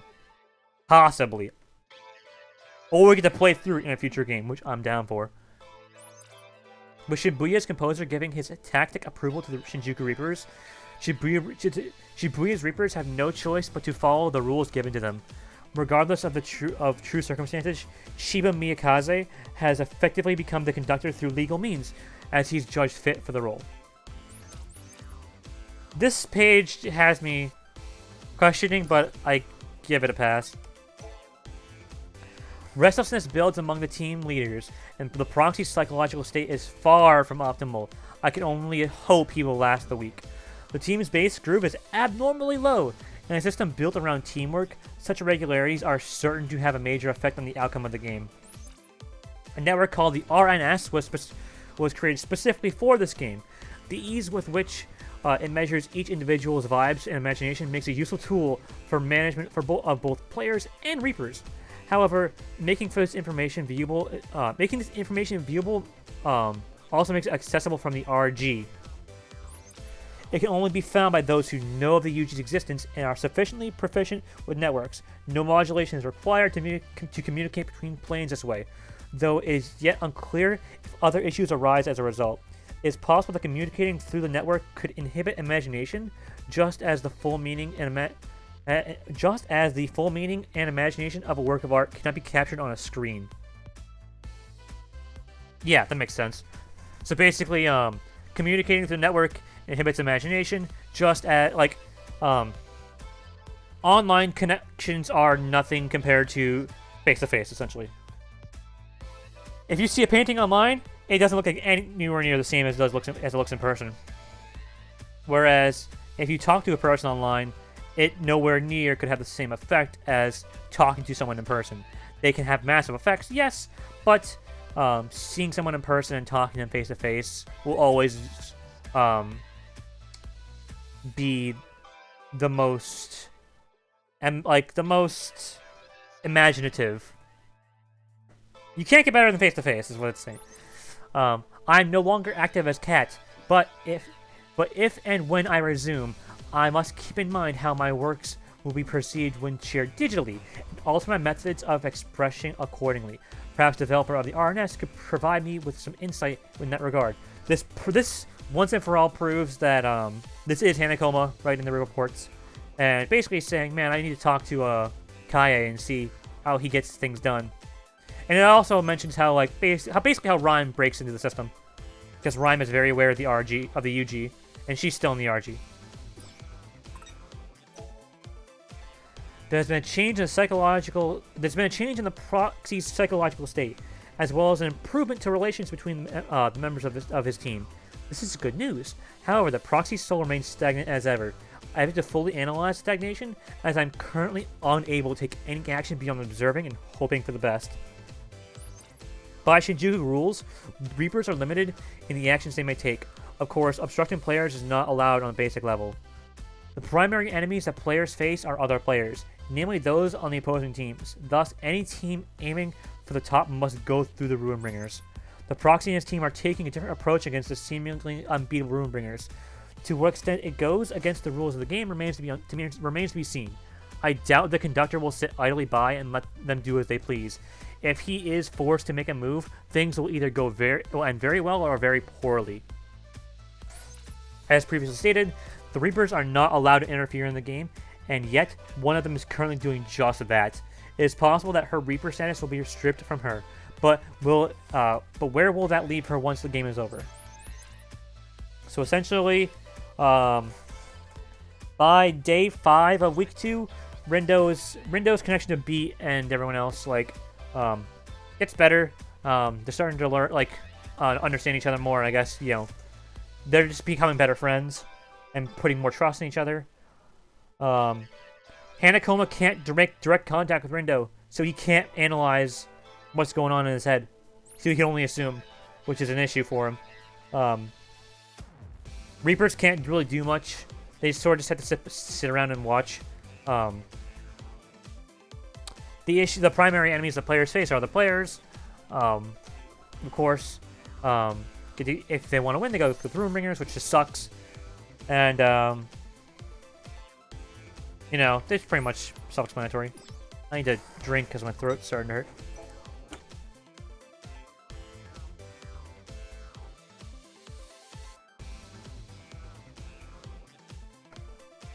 The leader of the Pure Hearts, one Motoi Anazawa, has got himself into a dire predicament. While alive and online, he found himself a loyal follower in the proxy. If Motoi Anazawa is to face erasure, it would likely have a significant effect on the proxy, though to what extent remains to be seen. Online communication can result in negative or positive outcomes, just the same as face-to-face communication. However, the opacity and anonymity accompanying digital communication leaves its participants more susceptible to misunderstanding. There? It must have been quite a shock for the proxy to see Motoi Anazawa's true nature, which was invisible to him online. As predicted, Shoka Sakurane has been demoted from Reaper to player, as punishment for meddling in the game and directly assisting players. Reapers face very few restrictions on the RNS. They may interact with the RG freely so long as they do not reveal their identities. But should they be demoted, their account is deleted and a separate player account takes its place. With her old account deactivated, Shoka Sakurane is no longer able to interact with the proxy as his online friend, unless she chooses to reveal herself as such. She's aided the proxy via messaging up till now, but with that option no longer available to her, the next course of action is unclear. Basically, it's very obvious Shoka is Swallow. That's Swallow was the one giving Rindo advice up until this point. And then Motoi, revealing his true self to Rindo, shocked him and forced him to grow. Final day, week 2. The conductor has made his intentions known to the players. Although it would be impossible to carry out his goal of destroying Shibuya merely as the conductor, he believed himself to be the executor as well, sent from a higher plane to purify the city. He's hypnotized. The Pure Hearts have been erased, as expected. Only 2 teams remain discounting the Ruinbringers. The Ruinbringers' true nature, with the Ruinbringers' sorry, I'm trying to burp. With the Ruinbringers' true nature revealed, it is likely that the rules will change the next game to reflect the players' stand to oppose the Reapers rather than each other. I have detected unique vibes emanating from a certain inanimate object. I found it odd that an old stuffed animal should show up, that the old stuffed animal, Mr. Mew. But as it turns out, it is temporarily housing its disordered soul. What's her name? Sugumi, being trapped in Mr. Mew, essentially. Shinjuku's conductor saved the soul it contained, paying the price with his own erasure. Oh! An angel's power is needed to free the captive soul, but there is no sign of the composer, and I am forbidden from meddling in the game. I doubt the executor would be willing to help, considering he most likely trapped it there to begin with. If our only available options are to leave the soul imprisoned or locate someone else with the means to release it, I suspect the original creator of the stuffed animal, a player who managed to return from the RG 3 years ago, will be able to assist. Unfortunately, she is currently absent from Shibuya. That last page is basically saying it has to be Shiki. The first page is nothing serious. This is nothing serious. This is the weird page. So, Shinjuku had an old conductor?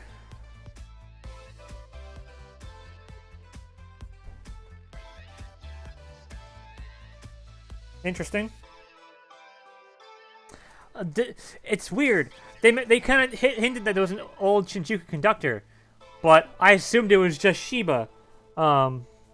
This doesn't say that Shiba wasn't erased. Like, you could say that he was, and that Kubo then revived him to be his own puppet. Well, I'm going to assume this set just means that there was an old Shinjuku conductor.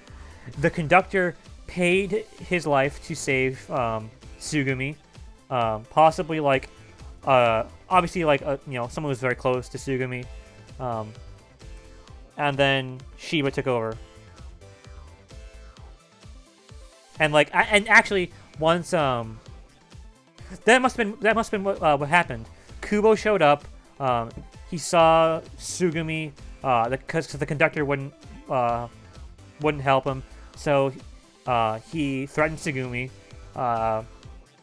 The conductor saved Tsugumi, and then Shiba got promoted, and then Kubo took control of Shiba. That's what I will assume what happened. And then yeah, they need Shiki to release her. Alright, week 3, day 1.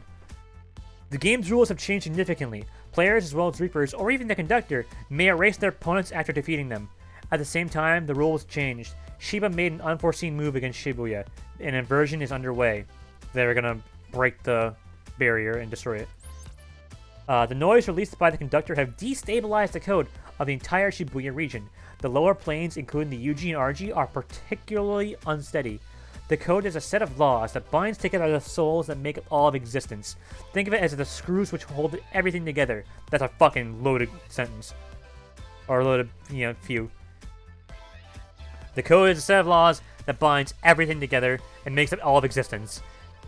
Basically, the screws that hold it together. It's the fabric of reality.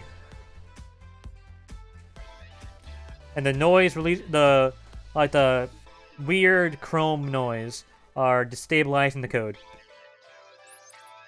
Some of Shibuya's screws are loose, and others have been removed altogether, leaving nothing to support the city but its own weight.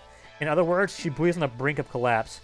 The deterioration of the boundary between the RG and UG is being hastened by rapidly multiplying noise. If the boundary is lost, the city will be torn apart and purified. Pretty easy. Or self-explanatory. There are many in the higher plane who believe a normal purification has no meaning, as it maintains the existing planar framework. However, it is generally agreed that inversion should not be utilized due to the complete loss of character the affected area undergoes as its framework is destroyed and rebuilt. And yet the composer maintains his silence as Shibuya faces the same fate as Shinjuku before it. So...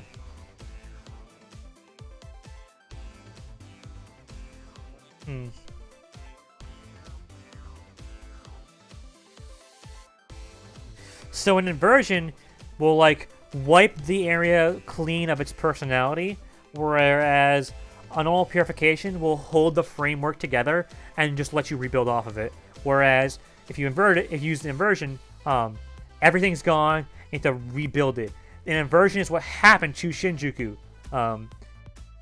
And that's why Shiba has to go rebuild it. While Shibuya has undergone dramatic changes, the proxy's psychological state is surprisingly stable. This could be interpreted as a positive personal growth as he's come to understand the situation he has been placed in, as well as what actions to take in response.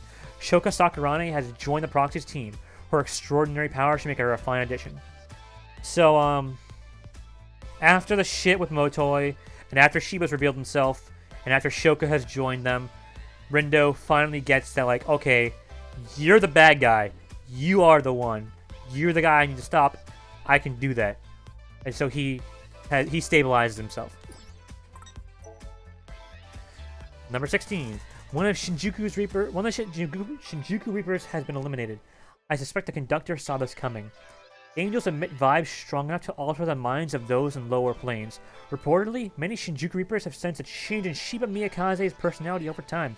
I wonder how he will feel about this all. How he'll feel about all of this after the executor leaves and allows him to return to his former self. The proxy has now used the replay ability 8 times, his pin absorbing the resulting planar distortions and changing appearance after each use. At present, there are no apparent adverse effects. I'm concerned about the physical changes to the proxy's pin. It may indicate some kind of fundamental difference from the other pins. Perhaps replay isn't a latent ability at all. It is far too powerful, and will make much more sense to be as a gift bestowed upon the proxy via the pin. The player's pins were almost certainly made by the executor, as an angel, he would be able to pair such special pins at will. It is unclear when and how the proxy acquired the pin. Logically, it must have been on the day he arrived in the UG. All I know for certain is that several factors influenced the proxy's fate were in play that day. In any case, to give him such a pin, knowing he is the composer's proxy, would either be incredibly brave or incredibly insolent. There's a lot to unpack here. So, day 2. I think this is the... What day? What happened? Who dies this day? One of the Reapers dies this day. It's not... It might be Ayano. I think it's Ayano that dies today. Yeah, definitely. Ayano dies first, and then Kanon dies. So this is the day Ayano dies. And this is when the people start like saying like, yeah, Shiba wasn't always like this. Like he was kind of a nice guy back then, but he sort of changed. Rindo's using his ability too much, but you know, just kind of concerning. And this is when things like the player pins were almost certainly made by the Executor Kubo, which doesn't shock anyone. But perhaps the ability replay isn't latent at all. It's too powerful. Like Rindo shouldn't have this power, which makes it which puts up for question. But if you remember on day 1 when Fret tosses the pin to Rindo, Rindo doesn't catch it. It falls on the ground. Some guy picks it up and gives it to him. If you go back and look at it, it's Joshua. It is Joshua, and Rindo is Joshua's proxy. So this almost like you should. This is expecting you to put the two pieces together that Joshua gave the ability of replay to Rindo beforehand, knowing that he was going to need it, which pretty much makes all the previous reports saying that like, you know, the fact that Joshua's doing nothing about Rindo's replay ability, like he's made no comments or you know he's done nothing, literally nothing, because he's expecting or like so he must be anticipating this, like means that yes, Joshua was anticipating this. He gave him the power of time travel. Joshua gave Rindo the power of time travel. End of story. This is day 3, I think. Yeah, the very beauties have been erased. It is a major blow to the Proxy's team, as Kono Tachibana provided them with vital emotional support. Tosai Furusawa's soul is very clearly the most heavily affected, despite his fundamental evasiveness and unwillingness to show his true feelings. My boy. Once experience leads one to hold a certain belief, it is difficult to alter the mindset. This often leads to bitterness and anguish. I wonder just how much bitterness Tosai Furusawa will be able to bear facing. The answer may very well depend on the Proxy and his teammates. Still, this is no time for idle talk. The Proxy's team is the only one left. The conductor is oddly fixated on the team's unstable state. I would go so far as to say he seems more concerned with his enemies than the battle itself. As events unfold, it is not unthinkable to think that he might join forces with the Proxy. So, oh yeah, there's more. With the conductor's plans laid bare, every Reaper, particularly the Shibuya Reapers, will be forced to choose a side. Some of them who know what I am occasionally try to contact me, but I cannot respond. Shibuya Reapers need to grow and adapt if they are to overcome this. My old cafe on Cat Street, the one that served as my base 3 years ago, is always open to them. I hear that some of them drop by on occasion. Notably, the faint vibes I felt from Shinjuku have returned to their full former strength. Someone is coming. Someone who can help Shibuya's fate. So, it's just, yeah. Kanon's death really affects Fret. The only one that can, like, the answer to his anguish can only be answered by his teammates. The Shiba's more focused on messing with Rindo and his team than he is concerned with actually fighting them, which is kind of why the boss fight against him is kind of easy. Like he's probably not even that strong, frankly. But he also his mindset puts him at like the prime time for Shiba to switch sides. I think this goes to show that Uzuki and Kariya both, and by extension Coco, because Coco is back at this point too. They know who Hanakoma is, and they do try to contact him because they trust him. But you know, he can't do anything about it. It's just cool. I love the relationship the Reapers have with Hanakoma. Here we go. Day 4. Neku Sakuraba has returned to Shibuya. As I suspected, the vibes I picked up 17 days ago were his in Shinjuku. Being the last team standing has provided the Wicked Twisters with a sense of unity, but Daisuke Nojobito appears to believe it is his sole responsibility to carry the team. I can't say he was wrong in his actions towards Minamimoto, but the fact remains that he most likely would have been erased by the X-Reaper had Neku not arrived. The team was had nearly avoided the disaster. Let's hope they can carry on that momentum. Minamimoto's focus was purely on the planar distortions when he turned half noise and went berserk. He may not be able to clearly measure the distortions from the Yuji, but he can sense the fact that he can sense them at all is an impressive feat. I suspect he's also becoming aware of distortions within himself, along with the fact that these distortions should be undetectable from the UG. Minamimoto seems to come to the same conclusion I have. Replay is too powerful an ability to be wielded by one from the lower planes. I'm beginning to piece together the Executor's plan. One more thing that concerns me is the Proxy Soul. Its stagnation has returned in full force just when it seemed to finally fade away. There must be some cause for this. It must be it the Proxy Sphere Minamimoto or uncertainty surrounding his own interactions with Neku.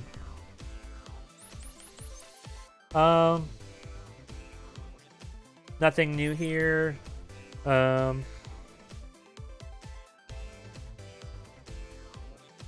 Beat was a bro.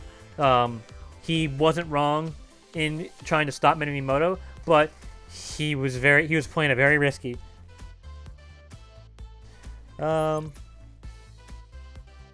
Minamimoto is fucking powerful now. Like, he can very clearly sense distortions that he shouldn't. So Minamimoto is getting up there in power. Like, he's getting stronger and stronger. And then Neku and Rindo is hasty about Neku. Alright, day 5. Neku Sakuraba has joined forces with the Proxy. The composer had sent him from Shibuya to Shinjuku during its purification, presumably to have him handle the situation there and keep him isolated and safe from those who would target him for his abilities. As for the Proxy, his soul remains stagnant. I've yet to identify what exactly is preventing its growth. This would be much simpler if I could sit down and talk with him. After repeated demands, I've finally obtained a report on Shinjuku's purification. On the surface, the game involved a conflict between the Conductor and the Reapers.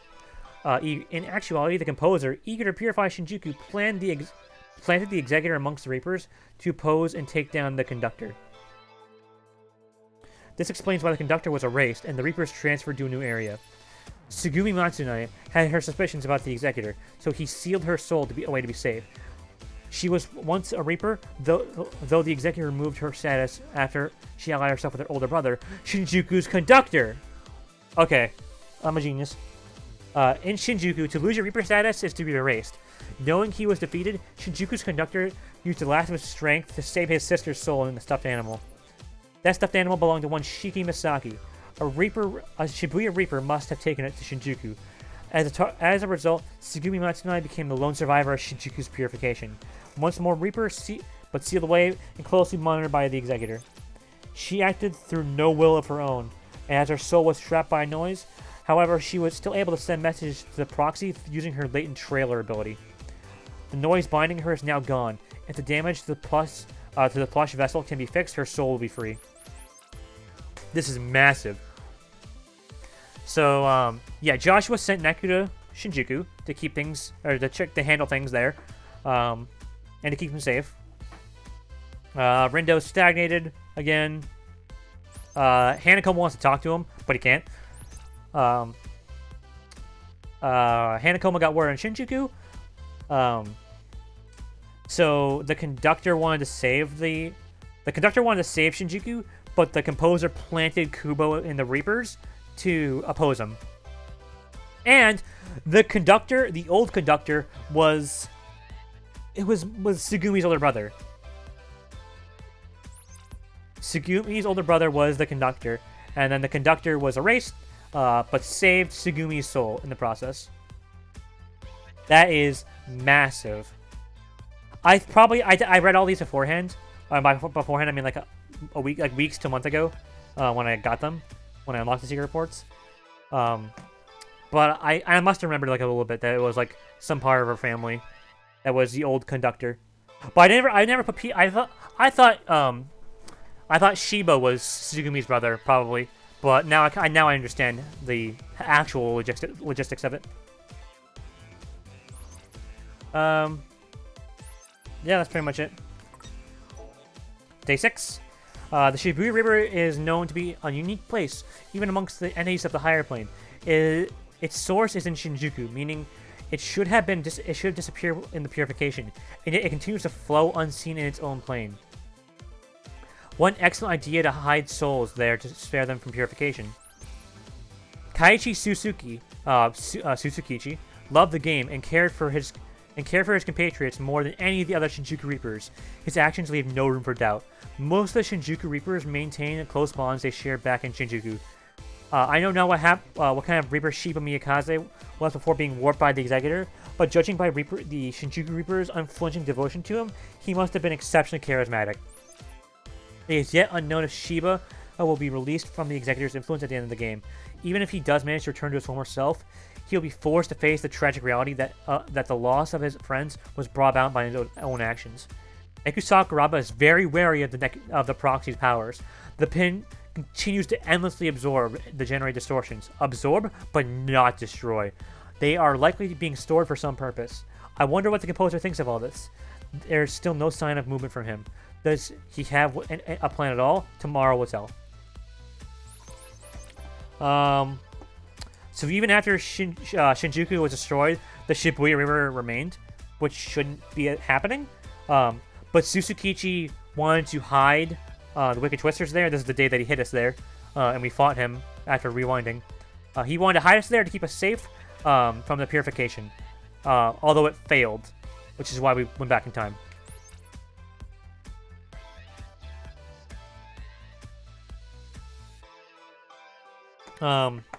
This is when we learned that Suzukichi really loved all of his Reaper friends. Like, he was just a nice guy, and he had no doubt in his friends. He backed them all the way. He was a bro, through and through. This also just goes to show that back in Shinjuku, Shiba loved them too. Like, they were one big happy family.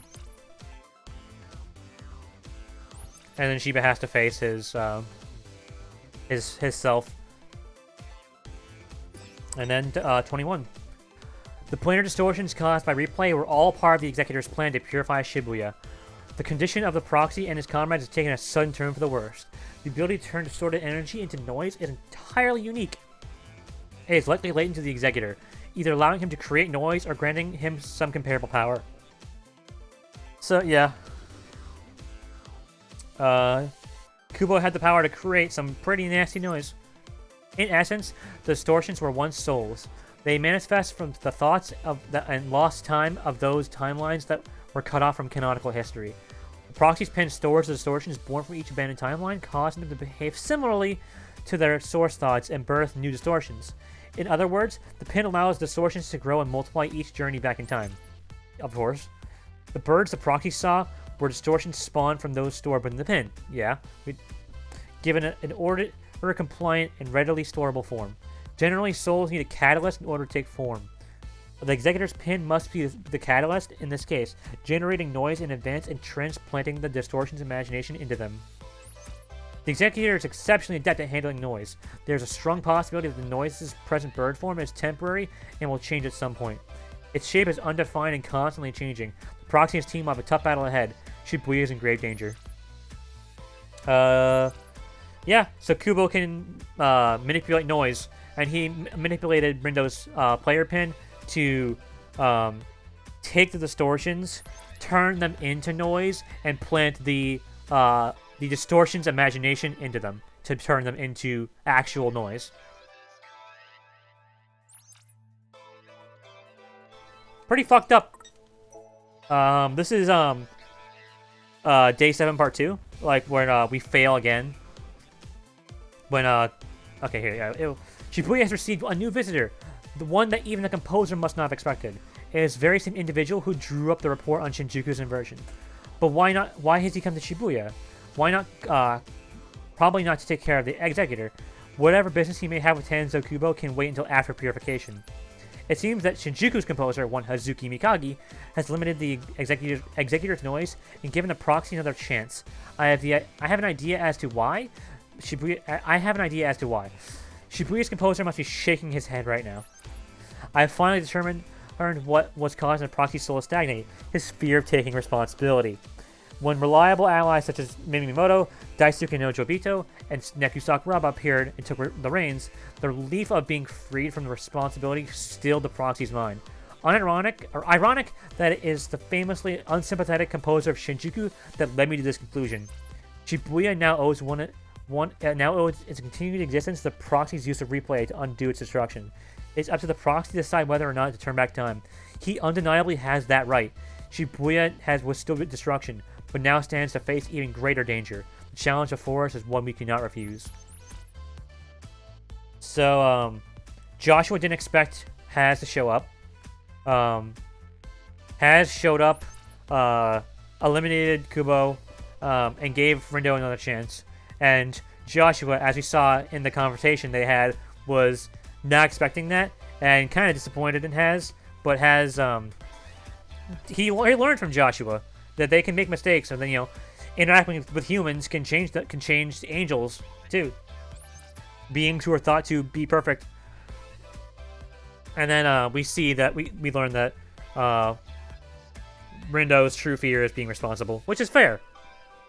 Taking responsibility is a hard thing to do, and when you finally learn how to, take your own reins and handle the situation instead of trying to let other people learn, is very impressive and very it lets you grow as a character. And I can very hardly relate to this, as I've had to do a lot of responsibility taking myself in current time, and I'm sure a lot of people are around me too.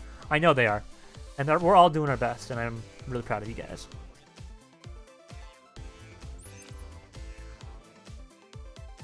Yeah, and then just can't refuse your own fate. The final day. The Proxy's team has faced a giant bird-shaped noise, which it was reborn from the unstable blackbird noise, which were destroyed at the order level and reassembled. This is a clear act of interference by Shinjuku's composer. It allowed the Proxy and his team to focus all their efforts on one target. Each feather on the Phoenix's tail is the karmic representation of a single temporal reversal. Oh! Perhaps this is a manifestation of the Shinjuku composer's internal conflict. He has clearly taken an interest in the Proxy and his teammates, yet his desire to see Shibuya purified is unchanged. I believe that his interference dealing with the Executor, contacting the Proxy, and meddling with the distortions was more than a simple apology to Shibuya. It provided the perfect excuse for Shibuya's composer to make a direct move of his own. However, Shibuya's composer failed to take the bait, remaining inactive to the very end. His reason for appearing to Neku Sakuraba and the others as they connected to Shibuya's imagination was not to help them, but merely to stabilize Neku Sakuraba's mind by reminding him that he was there. A look over the vibes recorded by the RNS reveals no evidence of any outside interference. The Proxy team defeated Phoenix Cantus through their own and Shibuya's strength. So Hazuki interfered. They didn't have to fight the bird noise, I don't think, but Hazuki no. Hazuki took the blackbird form and reformed it into one form to give them a fighting chance. So had things played out, it would have just been a giant swarm of black noise, like the Heartless in KH3. And like the one we fought, I think we fight it at some point. I think we fight it in the second rerun. The first rerun of the final day. Like when we fight the Black Swarm. Yeah, you know what I mean. So Hazuki took that and reformed it into the Phoenix. And then the Phoenix's tail, each tail represents one time we reverse time. Which is fair. What's up, Luna? I'm just finishing going over all the reports, so you're going to go back and rewatch that later. This has been like an hour going on. But how you doing? Perhaps this is a manifestation of Shinjuku composer's internal conflict. Yeah, Hazuki just gave Rindo a fighting chance. I believe that Hazuki's interference dealing with the Executor was more than a simple apology. It gave... Oh, yeah. Yeah, Hazuki is the Shinjuku's composer. Just a heads up, Luna. And Hazuki intervened to try and get Joshua to intervene, but Joshua didn't. Joshua wouldn't take the bait. And then, oh yeah, and then Joshua showing up to, yeah, that's fair, Luna. Once I end stream, I'm probably gonna head out for like an hour, go do some stuff, and then I'll come back and be ready by direct time. So Joshua's reason for showing up in front of Neku was just to be a supportive friend, essentially. Like, he didn't help at all. He said, "Hi, I'm here, Neku. I'm here to let you know that I'm by your side," and that's all he needed to. Knowing that your friends are there to help you can give you the strength to keep going, which is very, very true.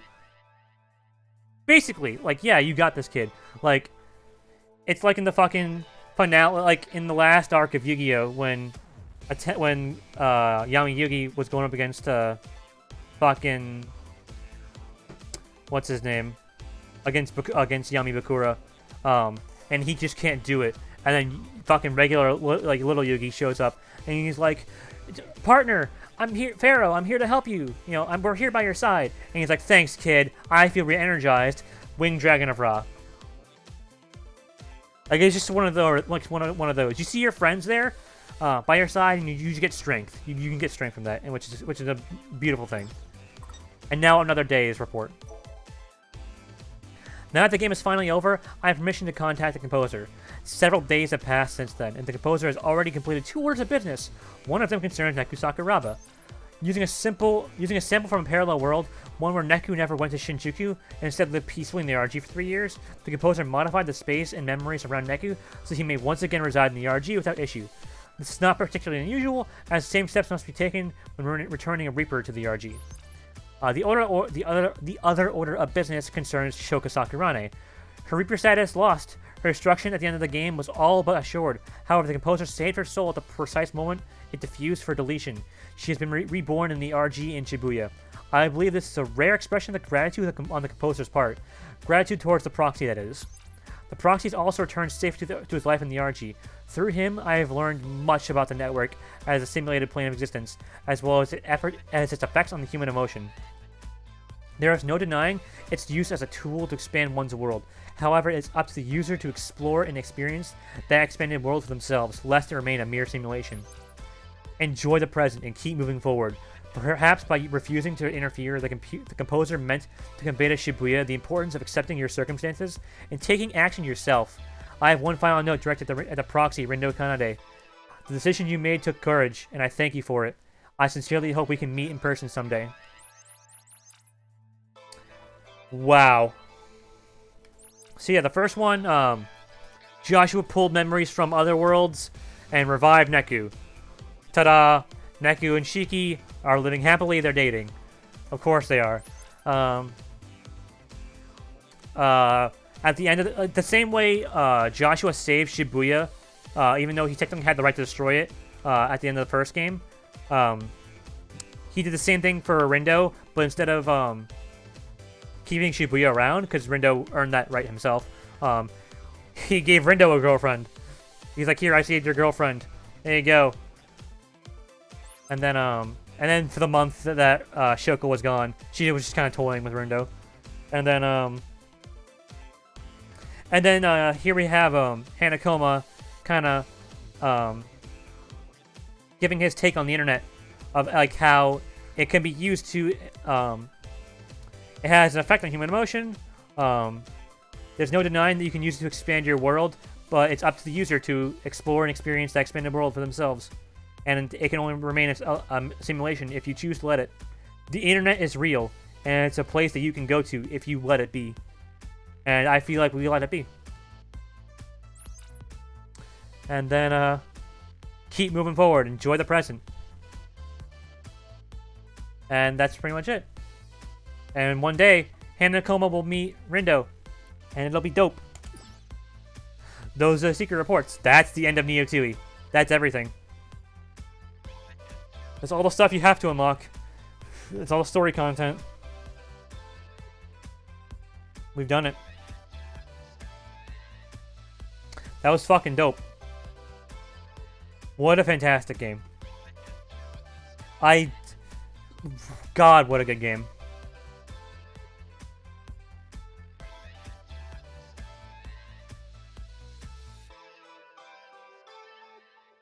I just don't know.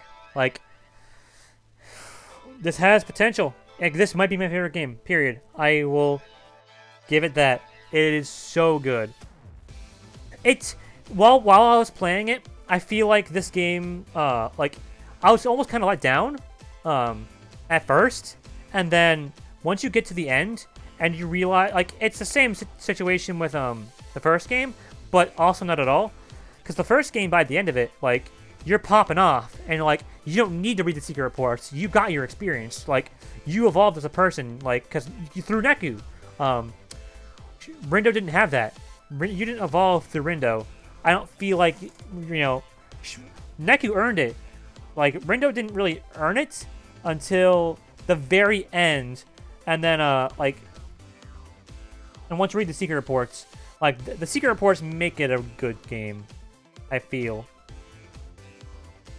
Or not, like, the ending makes it a good game. The game itself isn't a good game. Like, you can't...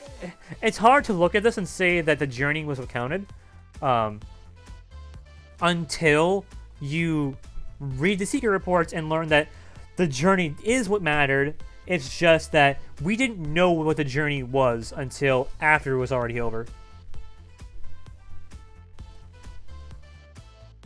Which, like, that's kind of my issue with the game and the story. But I still give it points. It earned its place. 10 out of 10 game. Game of the year. It is almost impossible for any game to top this for me this year. Pokemon won't do it. Monkey Ball won't do it. Mario Party won't do it. There will be no game to top this for me. The music, I'm blown away at how good the OST is. The gameplay, absolutely fantastic. It took me some getting used to. I'm still figuring out kinks here and there, but like, it gives me, it's a Kingdom Hearts game. It gives me the vibes of a Kingdom Hearts game.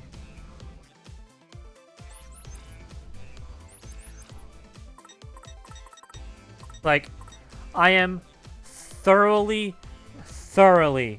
like, content.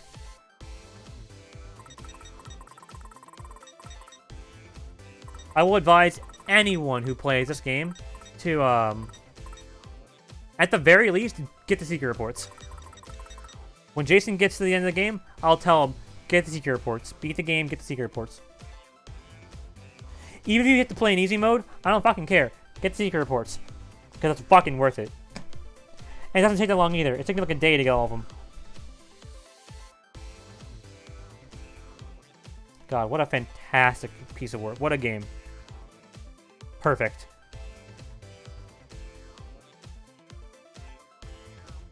I'm perfectly fine with the outcome.